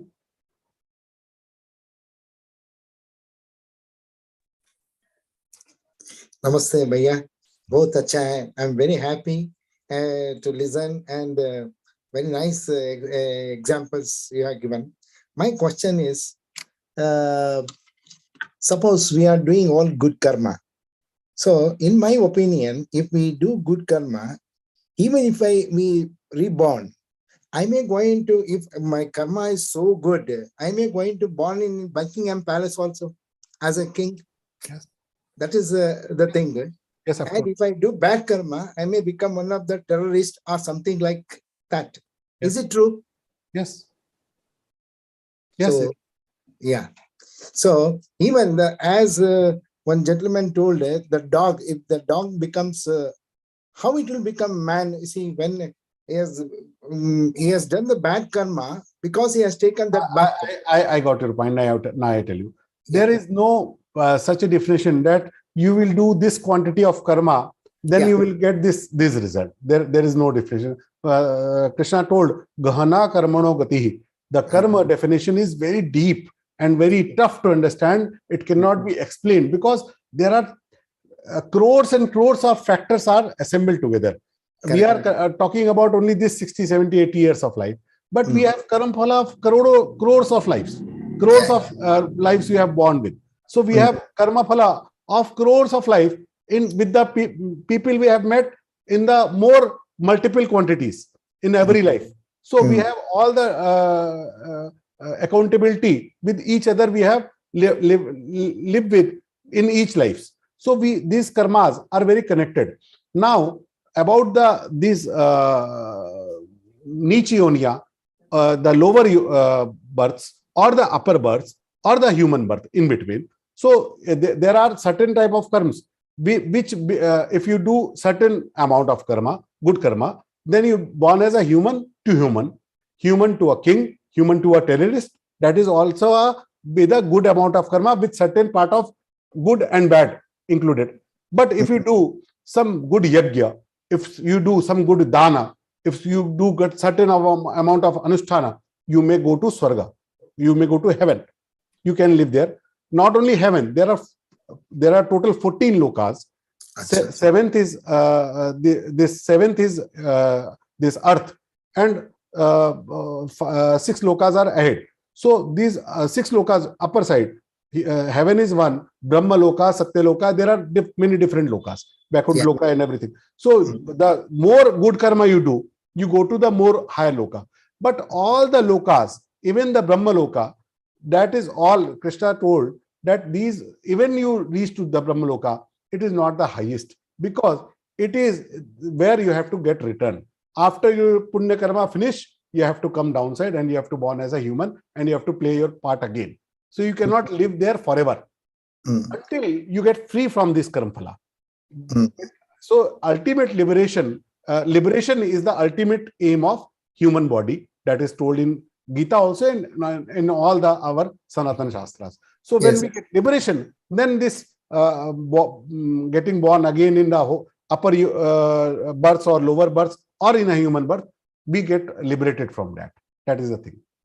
So means that ultimate moksha, what I mean to say that the moksha, to achieve moksha, what we have to do? We have to free ourselves from this feeling that you are BG Jayakumar. Yeah, no, I am not BG Jaya. It's only a body. Yeah, you have to understand that this name belongs to this body. Yeah. And I am not this body because when I was 5-year-old kid, this body was different. When I was 20, this body was again different. When I was 40, this body was again different. If I am the body, why I am changing? But I was never changing. When you were 5-year-old, then also you said I am the one. And now you say I am the one. You didn't change. So who is you? This body is changing forever, but you never changed. Who is speaking that I am this body? It never changes. So so when we start feeling like that, and then we become free from the sorrow and happiness, because the sorrow and happiness belongs to body, not to me. Correct. Right? We taste food. It is very wonderful thing I have eaten. It goes to this body, not to me. So I don't become happy. So when we start feeling like that and we start living like that, and then we start doing karma in that mood, then we get free from this birth. So nice. Thank you. So nice, sir. Thank you. Jai Krishna. Mayuri ji.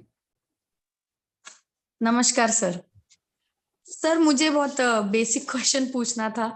Sir actually इतने सारे लोग हैं दुनिया में, even Bharat में, लेकिन सिर्फ कुछ ही हजार लोग गीता के लिए आपसे कनेक्ट हो पाए, तो क्या ये कोई स्पेशल कर्म है हमारे जो हमें आपसे जोड़ रहे हैं? देखो, गीता में भगवान ने कहा 18वें अध्याय के 67 श्लोक, मामे वैश्यत्व संशय, जो गीता को पढ़ता है वो मुझको प्राप्त होता है, ये असंशय की बात है, अनडाउटेडली है।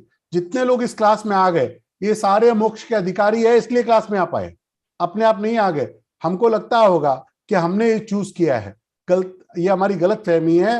We are the chosen ones, हम चुने गए हैं, हमने इस कक्षा को नहीं चुना है, इस कक्षा के लिए भगवान ने हमको चुना है, और उसका कारण हमारे कोई पुण्य कर्म हो सकते हैं, मेरे अपने कोई पूर्व जन्मों के पुण्य कर्म हो सकते हैं, मेरे पूर्वजों के पुण्य कर्म हो सकते हैं, या किसी जन्म में किसी संत महापुरुष की कृपा दृष्टि हम पर पड़ गई, उस कारण से हो सकते हैं ये। लेकिन चुनी हुई बात है। आप 20 लोगों को बतलाइए गीता क्लास के बारे में, और खूब जोर से बतलाइए, वो लोग आपको बिल्कुल विश्वास करके मानेंगे। आप बतलाइए मुझे बहुत फायदा हुआ है, वो मान भी लेंगे फायदा हुआ है, जुड़ना भी चाहेंगे तो भी नहीं जुड़ सकेंगे।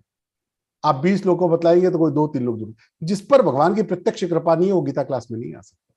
ये बिल्कुल स्पष्ट सी बात है। अध्यात्म के मार्ग पर आगे बढ़ने का मार्ग, वो भी गीता जैसे रास्ते पे बढ़ने का मार्ग, ये केवल चुने हुए को हो सकता है, सबको उपलब्ध नहीं हो सकता, क्योंकि उनके उतने भी पुण्य कर्म फलित नहीं हुए।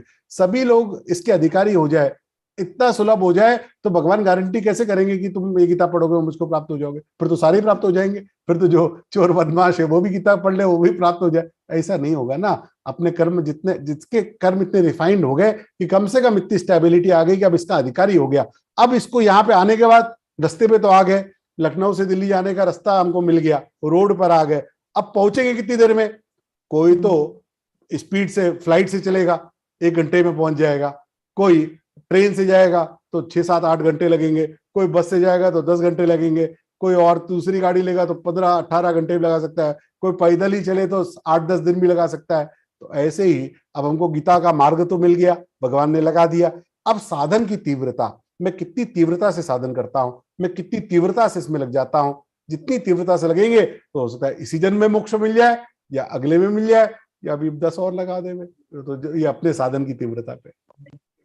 थैंक यू सर, धन्यवाद। यस रत्ना बेटा। Yes. Jai Shri Krishna, sir. जय श्री कृष्ण बेटा। So my name is just Sandeep Zavde बोलो। from Bhusawad, Jalgaon. Yes, please say. So my question was, when people died, why the people talk about 15वां अध्याय? It is not only fixed, or it is any rule that you have to do the 15th chapter only, but 15th chapter is considered as a very sacred one because it is a Purushottam yoga. In next interpretation, you will hear that Krishna will say, I am that Purushottama. So thinking of that Purushottam, Uttam Purush, who is the highest authority. So in this chapter, Krishna declared himself as a Purushottama. So this adhyaya is considered as a Purushottam yoga, and it is small also and Purushottam yoga also. So it is very popular to read on the places wherever somebody die, or not only die. When we eat food, people say 15th chapter. When we marry, people say 15th chapter. When someone die, people say 15th chapter, because it is short and Purushottam yoga. Okay. So I understand it. Thank you, sir. Thank you, beta. Madhuri ji, please unmute. Yes. जय श्री कृष्ण भैया। मेरी जिज्ञासा ये है कि जैसे किसी के यहाँ मृत्यु हो जाती है, तो इस 15वें पाठ का 15वें अध्याय का पाठ किया जाता है, तो ऐसा मतलब ऐसा क्यों? अभी तो उस बच्चे ने ही पूछा। देखो, 15वें अध्याय का पाठ किया जाता है, ऐसा कोई नियम नहीं है। वास्तव में तो पूरी गीता का पाठ होना चाहिए। अब लेकिन लोगों को समय कम है तो एक ही अध्याय का पाठ कर दो, और इस एक अध्याय को पुरुषोत्तम योग होने के कारण एक अध्याय गीता कहते हैं, इस एक अध्याय का पाठ कर दिया तो पूरी गीता का पाठ हो गया, ऐसा माना जाता है, क्योंकि भगवान ने पुरुषोत्तम स्वरूप अपना इसमें प्रदर्शित किया है। लेकिन ऐसी बात नहीं कि 15वें का करना चाहिए, जिसकी जो रुचि हो, कोई ज्ञान योग का रुचि वाला उसके सामने दूसरे अध्याय का करना चाहिए, कोई भक्ति योगी हो तो उसके 11वें अध्याय का करना चाहिए, भगवान के दर्शन उसको कराने चाहिए। तो ऐसी बात नहीं कि 15, अब 15वां सरल है, छोटा है, कम समय में होता है, तो सुविधाजनक होने से लोग कर लेते हैं। अब भोजन के पहले करना है तो 15वें अध्याय का पाठ कर लो, ऐसी बात है। लेकिन 12वें का करेंगे तो कोई अलग फल है, 15वें करेंगे तो अलग फल है, ऐसी बात नहीं है। कुछ बातें प्रचलित हो जाती है, उसके पीछे की ये धारणा होती है, ऐसी बात। गीता में ऐसा कहीं लिखा नहीं है ऐसा करना चाहिए। धन्यवाद भैया। भास्कर जी, भास्कर नाथ Das ji, if he is not here, Mukesh ji, he is here. Yes, Bhaskar जी। जय श्री कृष्ण सर। जय श्री कृष्ण सर, मेरा एक, आपने जैसे प्रवचन में बोला कि गुस्सा करना नहीं चाहिए, लेकिन मुझे ऐसा फीलिंग, जैसे मैं बचपन से ही थोड़ा शरारती रहता हूँ, मेरे मन में रहता है कि मैं नहीं करूं, पर फिर भी अवस्था ऐसी हो जाती है कि पता नहीं कैसे हो जाता है, इसका क्या उपाय है? ये पूर्व जन्मों के संस्कारों के कारण होता है। कोई बालक बचपन से ही बहुत ज्यादा चंचल होता है, कोई बालक बचपन से ही शांत प्रकृति का होता है, तो ये पूर्व जन्मों के संस्कारों के कारण होता है। हमारे पूर्व जन्मों की जो प्रकृति है वो हमारे साथ चलती है। अंतःकरण चतुष्टय जो बोलते हैं, मन बुद्धि चित्त अहंकार, इसमें जो चित्त होता है ये पूर्व जन्मों की मेमोरी को लेकर चलता है, और इसीलिए हमको डेजावू होता है, हम यहाँ पहले आए हैं, ये पहले देखा है, ये चित्त के कारण होता है। वो चित्त हमारे स्वभाव को भी लेके चलता है। हम बहुत गुस्से में रहे, मुझे स्विमिंग पसंद है, मुझे आर्ट पसंद है, मुझे मैथ्स पसंद है, मुझे गाना पसंद है, ये सब भी उसी चित्त के कारण होता है। तो ये स्वभाव पूर्व जन्मों के कारण होते हैं। लेकिन पूर्व जन्मों के स्वभाव को अगर धैर्यता पूर्वक अभ्यास पूर्वक किया जाए तो भगवान ने इतनी शक्ति दी है कि हम अपने आप को बदल सकते हैं। ऐसा हम में से कोई नहीं जो अपने आप को बदल ना सके। वाल्मीकि जब रत्नाकर डाकू से वाल्मीकि ऋषि बन सकते हैं, तो अपने आपको स्वभाव को थोड़ा बहुत परिवर्तन करना किसके लिए शक्य नहीं है? ऐसा कोई भी नहीं है। तो ये बातें बस हमारी दृढ़ता की है, डिटर्मिनेशन की है। Once we get determination, it is all possible. Sir, मैं बहुत प्रयास करता हूँ, लेकिन फिर भी इतना सफल, थोड़ा थोड़ा तो इतना सफलता नहीं मिल जाती। Understand and I agree with you also. लेकिन इसके लिए फिर भगवान से प्रार्थना करना, खूब अधीर होकर प्रार्थना करना, भगवान के आगे रोना बैठकर, तो भगवान जरूर सुनेंगे। ठीक, धन्यवाद। जय Shri Krishna. Mukesh ji. Sir, simple question है सर, कर्म पर ही। Why does bad happen to good people and sometimes it appears that good is happening to bad? देखो, 3 मजदूर थे, और यू अंडरस्टैंड हिंदी और इंग्लिश? No, both. Okay. तो 3 मजदूर थे और तीनों ने मजदूरी करी। 500 रुपए रोज की तनख्वाह थी। शाम को आए तो सेठ ने एक को तो 100 रुपए दिए, एक को 500 रुपए दिए और एक को 1000 रुपए दिए। अब जो सामने बैठा हुआ व्यक्ति था उसने कहा ये तो बड़ा अन्याय है, तीनों ने एक जैसा काम किया, आपने एक को 100 रुपए दिए, एक को 500 दिए, एक को 1000 दिए। सेठ ने कहा अन्याय की क्या बात है भाई, जिसने 400 रुपए मेरे से एडवांस लिए हुए थे उसके मैंने 400 काट के उसको 100 रुपए दे दिए, जिसने कुछ नहीं लिया था उसको 500 दे दिए, और एक मजदूर ऐसा था जो कल अपनी मजदूरी नहीं ले गया था, उसके 500 रुपए मेरे पास जमा थे तो मैंने उसको 1000 रुपए दे दिए। तो अब तीनों ने काम तो बराबर का किया, एक को 100 मिले, एक को 500 मिले, एक को 1000 मिले। तो हमको क्या लगता है, काम बराबर किया लेकिन 100 ही मिले, पीछे का कर्जा था ना, इसलिए वो कटाना पड़ता है। तो जो अच्छा काम कर रहा है लेकिन पिछले जन्मों के उसके पाप बाकी है तो उसको जन्म में भुगतना तो पड़ेगा ना, अकाउंट तो डेबिट क्रेडिट करना पड़ेगा। इसलिए वो डेबिट क्रेडिट हमारे ओल्ड लाइफ्स के जो कर्माज हैं उसके अनुसार चलते हैं। कई बार बुरा कर्म करते हुए भी लोग बड़े धनी दिखाई देते हैं, इतने खराब खराब माफिया लोग नेता बनकर राज्य करते हुए दिखते हैं, तो ये इसका कारण है कि पुराना संचय है, पुराने संचय they are getting for their old life karmas. तो बुरा करके भी अच्छा दिखता मिलता है, अच्छा करके भी बुरा दिखता मिलता है, अच्छा करके अच्छा भी करना मिलता है। ऐसा थोड़ी है कि अच्छे लोगों के साथ बुरा ही होता है, ऐसा भी नहीं। ये और बुरे लोग के साथ बुरा नहीं होता है, ऐसा भी नहीं, सबके साथ ही अच्छा बुरा होता है। और क्वेश्चन है वो एक्सेप्शन का है। हाँ, वो हम लोग को ऐसा लगता है कि अच्छों के साथ बुरा नहीं होना चाहिए, लेकिन ऐसा तो नहीं होगा। संतों को भी कैंसर हो जाता है कि नहीं, बताइए? जी। बड़े बड़े इतने बड़े सिद्ध संत, पूरा जीवन सात्विक भोजन किया, उनको भी कैंसर हो जाता है। तो कैसे हो? रामकृष्ण परमहंस को कैंसर हो गया गले में, अब उनके ऐसा सिद्ध संत कौन हो सकता है? तो उनको भी कैंसर, क्योंकि पूर्व जन्मों के प्रारब्ध में सभी को भुगतने पड़ते हैं। Thank you sir, thank you. Rajendra ji, please unmute. Jai Shri Krishna, Ashuji. Yes, I can listen. Yeah. Just this is, there are many children who are asking questions, and I'm also a child, and I'm going to ask a question. You know, we have one Manushya Yoni and all others are Bhoga Yonis. My simple question is, why our population on this planet is increasing continuously? It is really a childish question, and I'll answer it that way. See, this planet weight, it never increases or decreases. If you are a science student, you can know that.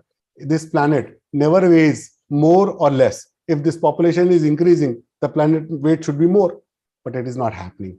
We count this 7.9 billion population of humans, but we forget that there are thousands and crores of bacteria who are living in front of you and me, and we can't see that. Crores and crores of bacteria. This whole corona, this virus who made this epidemic, you know what is calculated total weight of that bacteria? I have read in some science magazine, total 3 grams in the whole world. This corona bacteria weight, total 3 grams in whole the world, which made epidemic to whole world. So how many corona bacteria were there? We cannot count them. Billions and billions of them. And there are I will rephrase my question. You know why the Bhoga Yoni, the souls are coming into Manushya Yoni? We think that this is only one universe. We think this is only one earth. Yeah. There are crores and crores of universes. There are crores and crores of earths. How we know which is coming there and which is born here and there? We don't born on the same planet. We may born on the 1,000 galaxy far away, born in next of lives. But Manushya Yoni on this earth is the most. Not only on this earth, no, there is not only one earth where is a Manushya. There are crores and crores earths. Koti Brahmanda. Okay. You got it? Yeah. Thank you. Omkar, Fish. Okay, Jai Shri Krishna, Ashwiya. Okay, my question is also very basic. My question is also a very basic question actually, and it is because I lack a lot of spiritual knowledge.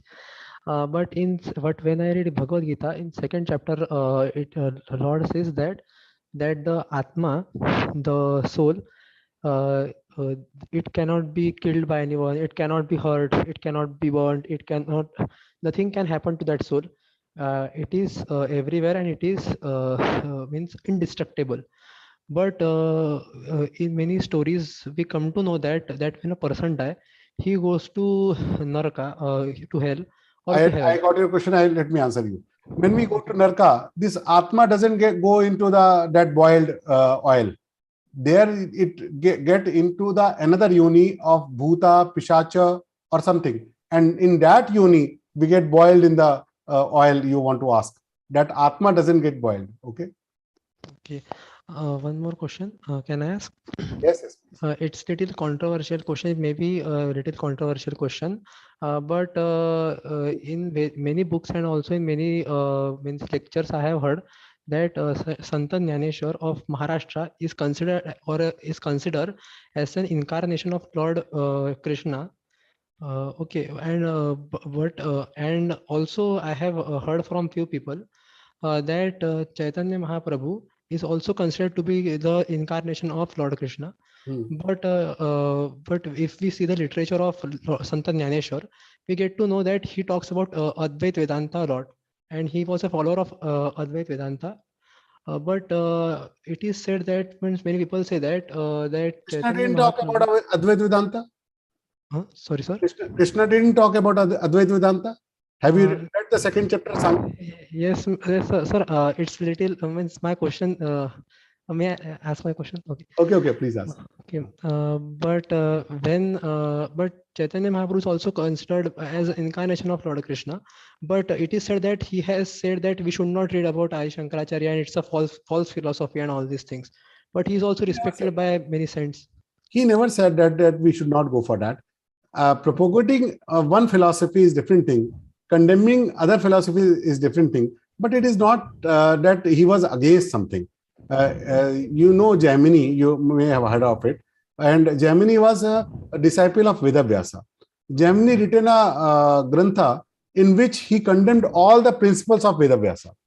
And he gone to him to write a preface for that grantha with Vedavyasa. Can you assume that? He condemned all the Vedavyas principles. He was a disciple of Vedavyasa. He condemned Vedavyas principle and he took that grantha to Vedavyasa to write its preface. Okay. That is our beauty of our Sanatana Dharma. We don't value our disagreement. We accept that I agree to disagree. That is a basic thought of Sanatana Dharma. I agree to disagree. There are thousand and thousand ways to go to Delhi, to go to Mumbai. It doesn't mean that one way is only possible way. I knew this way. I found this way, and this is the perfect way. I think it is the philosophy of every our philosopher, all the darshanas, all the acharyas, because he has experienced one way. It doesn't mean that is the only way. But Ashu, it is once I don't want to take that organization's name, but they are saying but they are always quoting a particular quote from Padma Puran, and they are saying that Lord Shiva has told Parvati. See, we have so vast literature that we can find everything of our need of one pointer from every grantha. You are talking about Padma Purana. I can give you everything from Bhagavad-Gītā, whatever you want, as a pros, as a con, as a favor, as a against. I can speak. This is a mind game. This doesn't mean anything. Whoever knows more, whoever has more intellectual intellect, who has more intelligence, can prove anything. That doesn't matter. That doesn't define truth. That defines who is more intelligent, who is more wise, who is more learned. It doesn't define truth. Truth is only one, by our heart. I think my God is like that. That is the only truth. You don't need any shastras for that. Okay. Yeah, one more. He was disconnected. Shweta, yes. Shweta ji. Yeah, namaste, sir. I just want to know, can anyone see the beginning of this banyan tree? This Can anyone see this beginning of? This banyan tree? Now, this whole chapter is telling about banyan tree. Its roots are down. Its branches are. Nobody can. Actually, it doesn't have a starting point. So nobody. How can one see that thing which is not there? Oh, okay. And to this banyan tree is full of emotions. Not even emotions. All type of qualities this has. So if we want to get out of this banyan tree, if you want to cut off this banyan tree, what we have to do? We don't need to cut this banyan tree. We have to cut the branches which which bound us with this tree, and we are attached with this tree because of those branches. We have to cut those branches. Those branches belongs to our greed, desire, our attachments. So with the Jnana Shastra, we have to cut all those branches. When we cut those branches, with the Jnana Shastra, we have to cut those branches, then we get liberated and reach there. Tadhama Paramamama. We reach where we don't need to come back. Yeah, okay, good point, sir. But if you have to cut these branches because we don't want any desire, this, that, everything, I really appreciate that. Then why people have to go back of desire, this money? It can also be like free of service can be throughout the world, no? Because too much of ahimsa, what I say, it's going on in this world nowadays. Because all want to live peacefully. We all want to live peacefully. No, we don't. We don't. We don't? No. No, we don't. If we want to peacefully, we don't need much of things. No, we want much of things by sacrificing our peace, don't we? Yeah. Okay. Yeah. Yes, sir. Actually, we think that we want peace. One more question, sir. It is not our preference. Yeah. Actually, we want peace, sir. So now we have a lot of desires. So you say get out of desires. Don't think all these things. We don't want anything. Be happy. Read Bhagavad-Gītā. God will also take care. But what happens? We see a lot of problems in this world. So that's all happening. So if we read this Bhagavad-Gītā, those problems will go off. That problem doesn't go off. Your angle to see changes. Okay. Same. Yeah. You change your angle. When you are sitting on the same road and cars are moving around you, you feel danger. But if someone put you on the first floor, car are running over, you don't feel anything. I don't fear Yeah. because you are on the Yeah. first floor. So you are there on the same geographical location, but on the higher ground. So when you are the higher ground, you don't fear what is happening on the ground floor. Yeah, I just asked because of this, sir. One more point is there that in life, from the childhood, as you said, it depends upon how our ancestors were there in the previous janma, this janma, and how we are brought up. So I really give all my credits to mom and dad because no one thinks bad of their children. Even a terrorist mother also never thinks bad of their children. So we are coming, we are learning, we are getting a lot of jnanam and everything. Thinking bad and good is also perspective based. Now, what we consider good and what we consider bad. Some parents may think that sending their children to these Geeta classes will harm their studies. So they are thinking good of their kids, or they are thinking bad over. They are not. They doesn't want their. They don't want bad for their kids, but their angle to think, their whole philosophy is not refined. So they don't understand. Yeah, point. And so one more thing, last one. As you said that depends upon purva karmas, the way we have. So in like that we are getting janma this time like this. So maybe he has done papam in last his janma, so he's getting here and now abhi bhogat raha hai. So whatever it is, like now this janma, the person who is living maybe next year he will be borning as a dog, or maybe borning as a human being. So I want to know whether if he is born as a dog, it is because of his bad sins you are telling that he is born as a dog. Of course. Of course. Okay, sir. So my question, next question is, if you are saying because of his bad karma he born as a dog, my English is also not good. जन्म लेना कुत्ते की तरह जन्म लेना, क्या वो जिंदगी बुरी है? कुत्ता भी बहुत वफादार है ना, अपन कुत्ते से बहुत प्यार करते हैं. So Nikrist yoni, na. It is Nikrist yoni. He is not free for his food. Na. He has to hunt for the food only. He cannot. He has to live his whole life for hunting the food. Is it good? Good? You think? No. Very good point. Thanks, sir. I just had it down because even they are also, because we love them. We also love pets. I don't think they'll, but I understood. Every creature has its own qualities and bad qualities, different properties. That is different thing. But ultimately, what they are getting in their lives, that is the ultimate thing. Na? Only the human have the Anandamaya Kosh. Only as a human, we can feel Ananda. Rest all, if dog, you feed the dog, he feels happy. And if he doesn't get the food, he feels sad. So it is all only about the food all his life. Okay. So and last question, sir. As you said, I understood when Mukesh sir asked about that. Whatever bura karma is done in our last janma, we are suffering this time, whatever it is. But some people who does, as you said, Ramakrishna Paramahansa also got cancer eating such a good food. But people, as you say, people will have a desire to live very happily, though they are doing good also, but bad happens to them. To overcome that all things. Bad happens is not a problem, na. Who is there who doesn't get the undesirable things in the world? But how we react to it, that is the important thing. And when you read Bhagavad-Gītā, you learn how to react in those situations which is considered as adverse to you. So adverse situation will not come. It will never happen with any Shastra or any Gita or anything. But how to react, how to live in that adverse situation, how to see that adverse situation, how to fight with that adverse situation, that is what Gita teaches us. Okay, thank you. Purvi. Jai Shri Krishna, Jai Shri Krishna, beta. Krishna Rupal. Yes, beta, say. If one Manusha has done the papas and he is born like a dog, what in the dog lies what the dog wants to do to collect the punyas? Dog cannot do any punya or papa. He has to just pass his life as he got. So okay? after the passing, after he gets over with this karma.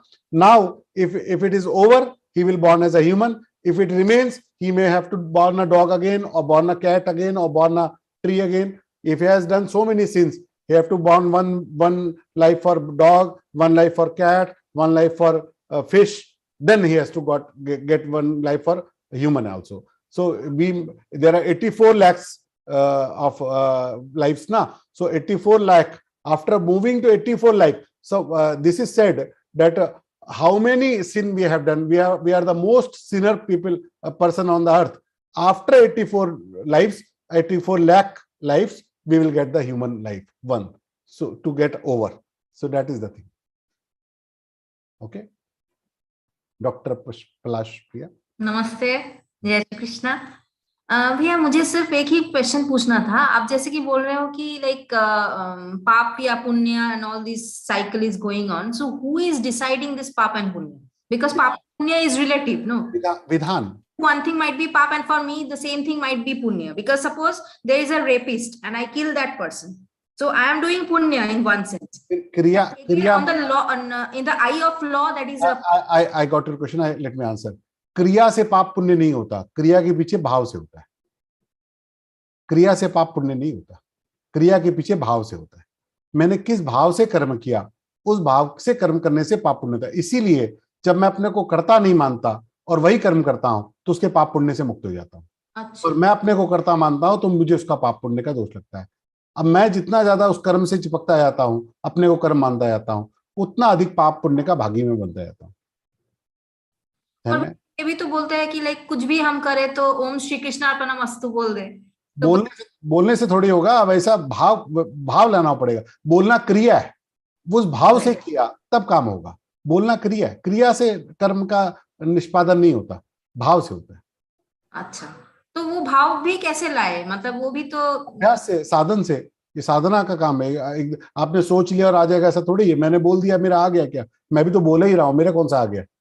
मैंने भी पढ़ लिया, आपको बतला दिया, ना मेरा आया ना आपका आया। ये तो अभ्यास से आएगा, साधना से आएगा।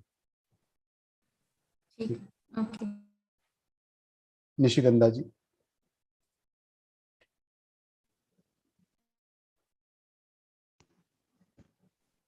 नमस्ते। नमस्ते। पहले तो मुझे ना I feel very blessed to get connected to this learn Gita. Yes, we can hear you. From that, when I am connected to this group, I feel very like positive vibes आती है and I feel really good. Sir, आज जो आपने बताया हमारा जो जन्म का साइकिल होता है, भोग योनि और कर्म योनि वगैरह, वो सब समझा सर। पर अभी जैसे हम मनुष्य योनि में है तो हम हमारे कर्म से अच्छा करके और अच्छे योनि में हम जा सकते हैं। पर सर अभी हर एक किसी का अलग अलग आयु होता है, तो वो किस बेसिस पे होता है? अभी मुझे हो सकता है कि मुझे 40 साल की लाइफ मिली है। देखो, मैं समझ ये सारी बातें, मैं किस योनि में जाऊंगा, योनि में जाऊंगा तो किस शरीर में जाऊंगा, किस कुल में जाऊंगा, किस वर्ण में जाऊंगा, अमीर बनूंगा, गरीब बनूंगा, गोरा बनूंगा, काला बनूंगा, रोगी बनूंगा, स्वस्थ बनूंगा, एक आंख कम के साथ पैदा होऊंगा कि पूरे शरीर स्वस्थ के साथ पैदा होऊंगा कि किडनी एक गायब होगी अंदर, ये सारी बातें। फिर पैदा होते ही गर्भ में मर जाऊंगा कि पैदा होते ही मर जाऊंगा कि 2 साल होके मर जाऊंगा कि 20 साल जी के मरूंगा कि 80 साल का होके मरूंगा, ये सारी बातें कर्म से ही निदान होती है। अब गर्भ में कोई बालक 3 महीने में ही समाप्त हो गया तो 3 महीने का ही मनुष्य जन्म था उसका। पर सर फिर उसे तो चांस ही नहीं मिला ना अपना। चांस की बातें ही नहीं है ना, उसके कर्म अनुसार उतना है। It is not about getting you chance. यहाँ कोई आपके ऊपर बैठकर उपकार नहीं करने बैठा है। आपने जो किया उसके अनुसार आपको उतना मिलेगा, सीधी सी बात है। उसमें कोई यहाँ पर उपकार की बात नहीं है। उपकार की बात इतनी है कि भगवान ने ये विधान ये बनाया, वो जो कृपा निधान भगवान को कहते हैं, वो इसलिए कहते हैं कितना भी पाप किया, मनुष्य जन्म पाने का कोई अधिकार नहीं, तो भी 83,99,999 योनि के बाद 84वीं लाखवां जो जन्म है वो एक योनि मनुष्य को मिलेगी। चाहे संसार का सबसे बड़ा पापी हो, उसने एक भी कर्म ऐसा नहीं किया कि मनुष्य बन सके, तो भी पूरे साइकिल के बाद एक जन्म तो मनुष्य का उसको मिलेगा ही मिलेगा। That is guaranteed. ये भगवान की कृपा है, ठीक है ना। बाकी तो जो हमने किया वैसे ही होगा। कर्म प्रधान विश्व रचि राखा, भगवान ने कहा कर्म के अनुसार ही भगवान ने विश्व को रचा है। और भगवान नहीं करते, वो विधान सिस्टम बनाया हुआ है, वो सिस्टम डिफाइन करता है। हम एक एक थॉट क्या सोच कर कर्म करते हैं, उसके अनुसार मेरा पुण्य और पाप तय हो जाता है। इतना वो सूक्ष्म सिस्टम है। Yes Megha ji, she is not there I think. Chirag ji. Please unmute. जय श्री कृष्ण अशु जी। दो तीन चीजें खाली मेरे को पूछना था। बेसिकली आपने इतना अच्छा वस्त्रण किया है कि बहुत अच्छा लगा मेरे को, क्योंकि मैं नॉर्मली इतनी चीज में बिलीव नहीं करता हूँ, बट मेरे दोस्त काफी लोग हैं जो इस भगवत गीता के अंदर शामिल है, और उसने इंसिस्ट किया मेरे को कि तू चिराग इसके अंदर जा। तो आई थिंक मुझे सिर्फ 10 एक दिन हुए, बट इतना कनेक्ट हो चुका हूँ मैं इसके अंदर कि जैसे सुबह जो दीदी श्लोक पढ़ाती है, हमको सिखाती है, तो वो जो 40 मिनट्स जो ऐसा लगता है कि मैं उस लेवल पे जा चुका हूँ जहाँ पे मतलब भगवान अर्जुन जी को समझा रहे हैं, मैं वहां पे खड़ा हूँ ऐसा लगता है मेरे को।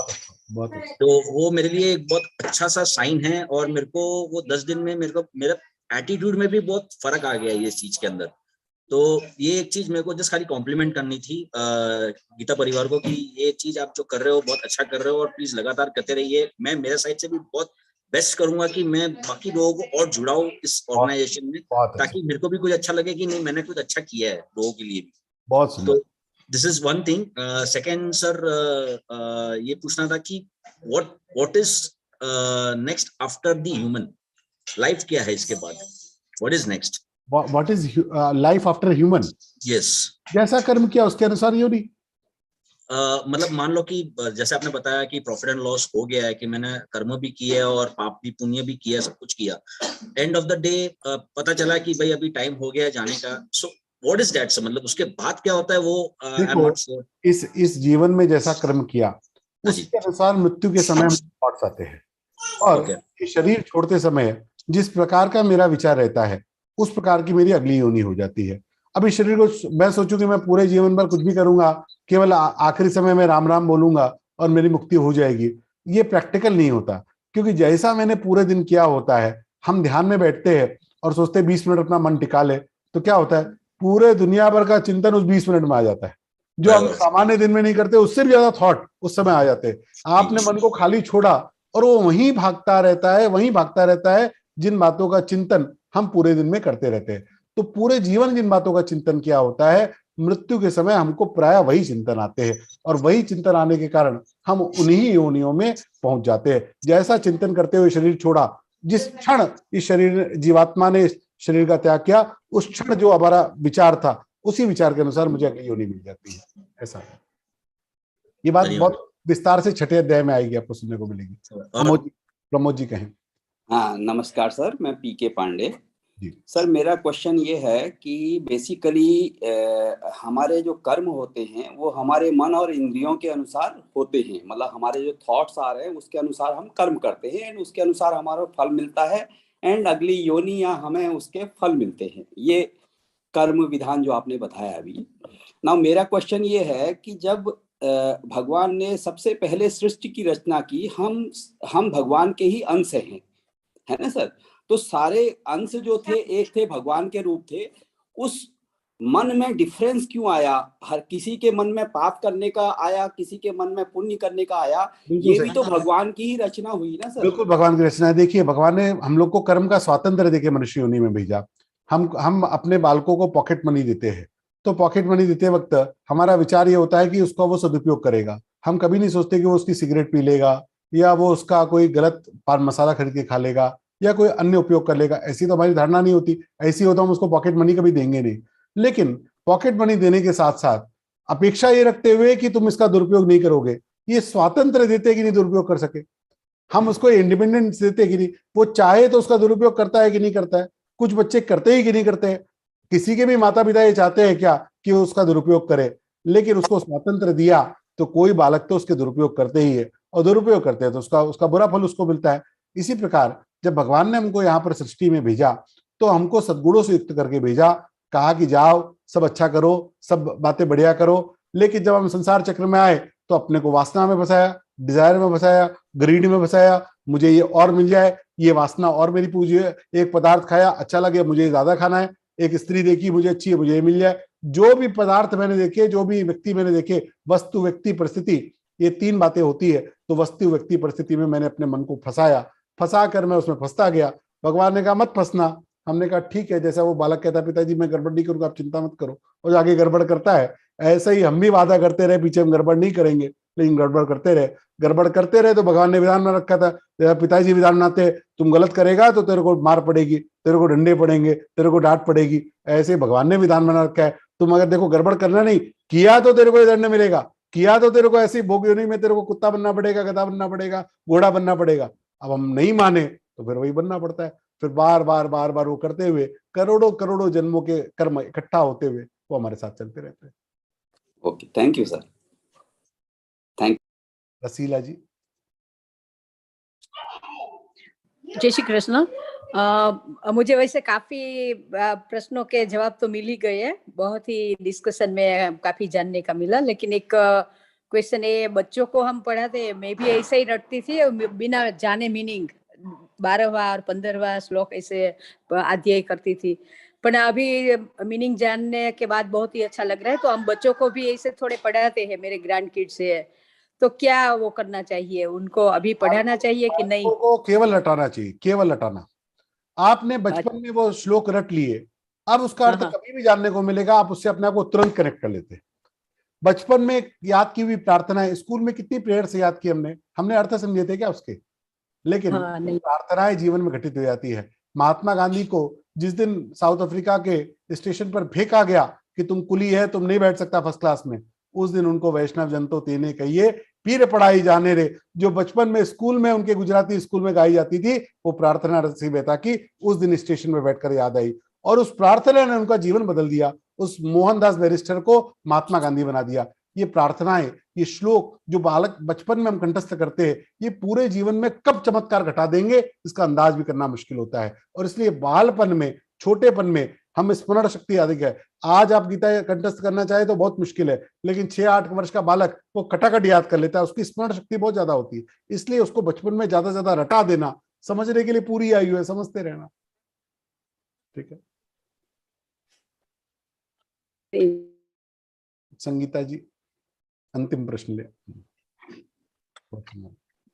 धन्यवाद आशु भैया, सभी दीदियां जो गीता पढ़ाती हैं, सबको नमन प्रणाम और बहुत बहुत धन्यवाद। अभी आप ये बता रहे थे कि अंतिम समय जब आता है तो क्या एक जीवात्मा को पता चलता है कि उसका अंतिम समय निकट आने को है? नहीं। और अगर चलता है तो बहुत कोई पुण्य आत्मा होगा उसको ही पता लगेगा, साधारण लोगों को नहीं लगता। जो योगी होते हैं उनको पता लगेगा। तो कुछ आइडिया है आपको कि क्या लक्षण होते हैं कि उनको महसूस होता होगा कि अब हमारा कुछ आगे की दूसरी यात्रा चालू होने वाली है? प्राकृतिक अवस्था में अगर कोई बहुत अलग नहीं है और हॉस्पिटल आदि ना जाए तो उसकी इंद्रियां मध्यम होने लगती है, उसको स्वाद में रुचि नहीं रहेगी, उसको दिखना कम हो जाता है, उसको सुनना कम हो जाता है, उसकी इंद्रियां मध्यम पड़ने लगती है। ऐसी अवस्था आती है। एक एक करके उसकी इंद्रियां फेल होने लगती है, एक एक करके उसके अंदर शिथिल होते आते हैं, उसके रक्त की गति कम होती आती है। ये सब बातें धीरे धीरे होती है, लेकिन ये अवस्थाओं से पता करना मुश्किल नहीं होता, क्योंकि मनुष्य की जिजीविषा जो होती है, जीने की इच्छा जो होती है, वो इन बातों का अनुभव करने नहीं देती। उसको लगता है मैं एक गोली खाऊंगा अभी ठीक हो जाऊंगा, अभी ये कर लूंगा तो मैं ठीक हो जाऊंगा, एक प्राणायाम कर लेता हूं मैं ठीक हो जाऊंगा। उसकी जिजीविषा उसको इन बातों का अनुभव लेने नहीं देती है। ये बातें मालूम पड़ने पर भी इसका अनुभव जिसने योग सिद्ध किया है, योगी है, वही कर पाता है, साधारण लोग नहीं कर पाते। पता मैंने आपको बतला दिया तो भी नहीं संभव है करना। ठीक है, चलो समापन। तो एक और प्रश्न। आप बोलिए। धन्यवाद। बोल सकते हैं आप, बोलिए। तो अच्छा, थैंक यू। तो ये बताइए प्लीज कि कहा जाता है ना कि we are the creator of our own destiny, हम स्वयं ही अपने भाग्य के विधाता हैं। तो उसका ये मतलब है कि ईश्वर, और तो ईश्वर अपन कहते हैं हमने जो कर्म किए उसके अनुसार हमको अगला फल मिलता है, तो भगवान थोड़ी कुछ कर रहे हैं। तो we are the creator of our own destiny. हम उसको बिगाड़े चाहे बनाए, भाई मेरे पास अकाउंट में पीछे 50,000 रुपए जमा है, अब मैं उसको अगले 10 साल में 5 लाख करूंगा कि 2 लाख कर्जे में ले जाऊंगा, ये मेरे अपने हाथ में है ना। तो मैं पाप पुण्य मेरे पास कितने थे मुझे पता नहीं, लेकिन इस जन्म में मैंने पुण्य संकलन करके पुराने पापों का भी खनन कर लिया और नए पुण्य इकट्ठे कर लिए। इतना एक शक्ति भगवान ने हमको देकर भेजा। ठीक है, चलो एक और लेना है क्या? अंजू जी बोलिए। आशु जी राधे राधे, जय श्री कृष्णा। मैं इस विवेचक जो अभी बोला है उन्होंने, मैं उसका कंटेंट लिख रही हूँ अभी इंग्लिश में। बट मेरे को भाव आया अभी कि मुझे बस 2 मिनट आपको ये बोलना है। जैसे अभी किसी का प्रश्न था कि किसी को पता लगता है कि वो जाने वाला है, तो मैं एकदम थोड़े मेरे रोंगटे खड़े हो गए। मेरी मम्मी ने मुझे 15 दिन पहले जाने से पहले कह दिया था कि मैं अब ज्यादा नहीं हूँ, तो मेरे बच्चों मैं तुम्हें ठाकुर जी के हवाले छोड़ के जा रही हूँ। उस वक्त लगा कि मम्मी आप एक नेगेटिव सोच रहे हो, लेकिन 15 दिन में हम लोग हिमाचल गए बाबा बालकनाथ जी के दर्शन करने। वो हमारे कुल देवता हैं। वहीं मम्मी ने मेरे छोटे भाई और डैडी के सामने, मेरे सामने ओम और राम राम बोल के प्राण त्याग दिए। तो मैं ये शेयर करना चाह रही थी अभी कि हाँ, अगर वो प्योर सोल थी, उन्होंने राम भक्ति करी सारी जिंदगी, तो उन्होंने आखिर में राम राम बोल के, ओम बोल के प्राण त्यागे वही बाबा जी की गुफा में अंदर। और उन्होंने मुझे 15 दिन जाने से पहले बता भी दिया, जो कि हम बिलीव नहीं कर पाए। और शायद वो मुझे, कोई पुण्यात्मा है, कोई योगी है, वो ऐसा कर सकते हैं, बाकी सामान्य लोग को अधिकार नहीं होता। और जिस तरह से वो मुझे ठाकुर जी के हवाले छोड़ के गई, और मैं कृष्ण की भक्त थी, गुरु दीक्षित थी गुरुदेव जी से, मृदुल कृष्ण शास्त्री जी से, लेकिन जब उन्होंने मेरे को छोड़ा तो मेरा आपका गीता परिवार के साथ मिलना हुआ। तो मुझे ऐसा लगा कि वो माँ की दुआ मुझे साक्षात ठाकुर की गोद में बिठा गई। वाह, क्या बात है, बहुत सुंदर सुंदर अनुभव है आपका, बिल्कुल सच्ची बात है। समापन करें। Thank you both the speakers for your heart-lifting word and enlightening session. So moving towards the ending of this interpretation session, I'll just take up the ending prayer. Yogesham Sachidanandan Vasudevam Vrajapriyam Dharma Sanstapakam Veeram Krishnam Vande Jagadgurum Krishnam Vande Jagadgurum. Jai Shri Krishna. Thank you so much, all of you, enlightening our souls with meaning of Śrīmad-Bhagavadgītā and to enhance our lives. Thank you so much, Geeta Parivar, for this splendid platform. A big thanks to all the Karyakartas at back end to ensure a smooth going session. Also, a big thanks to all the enthusiasts to be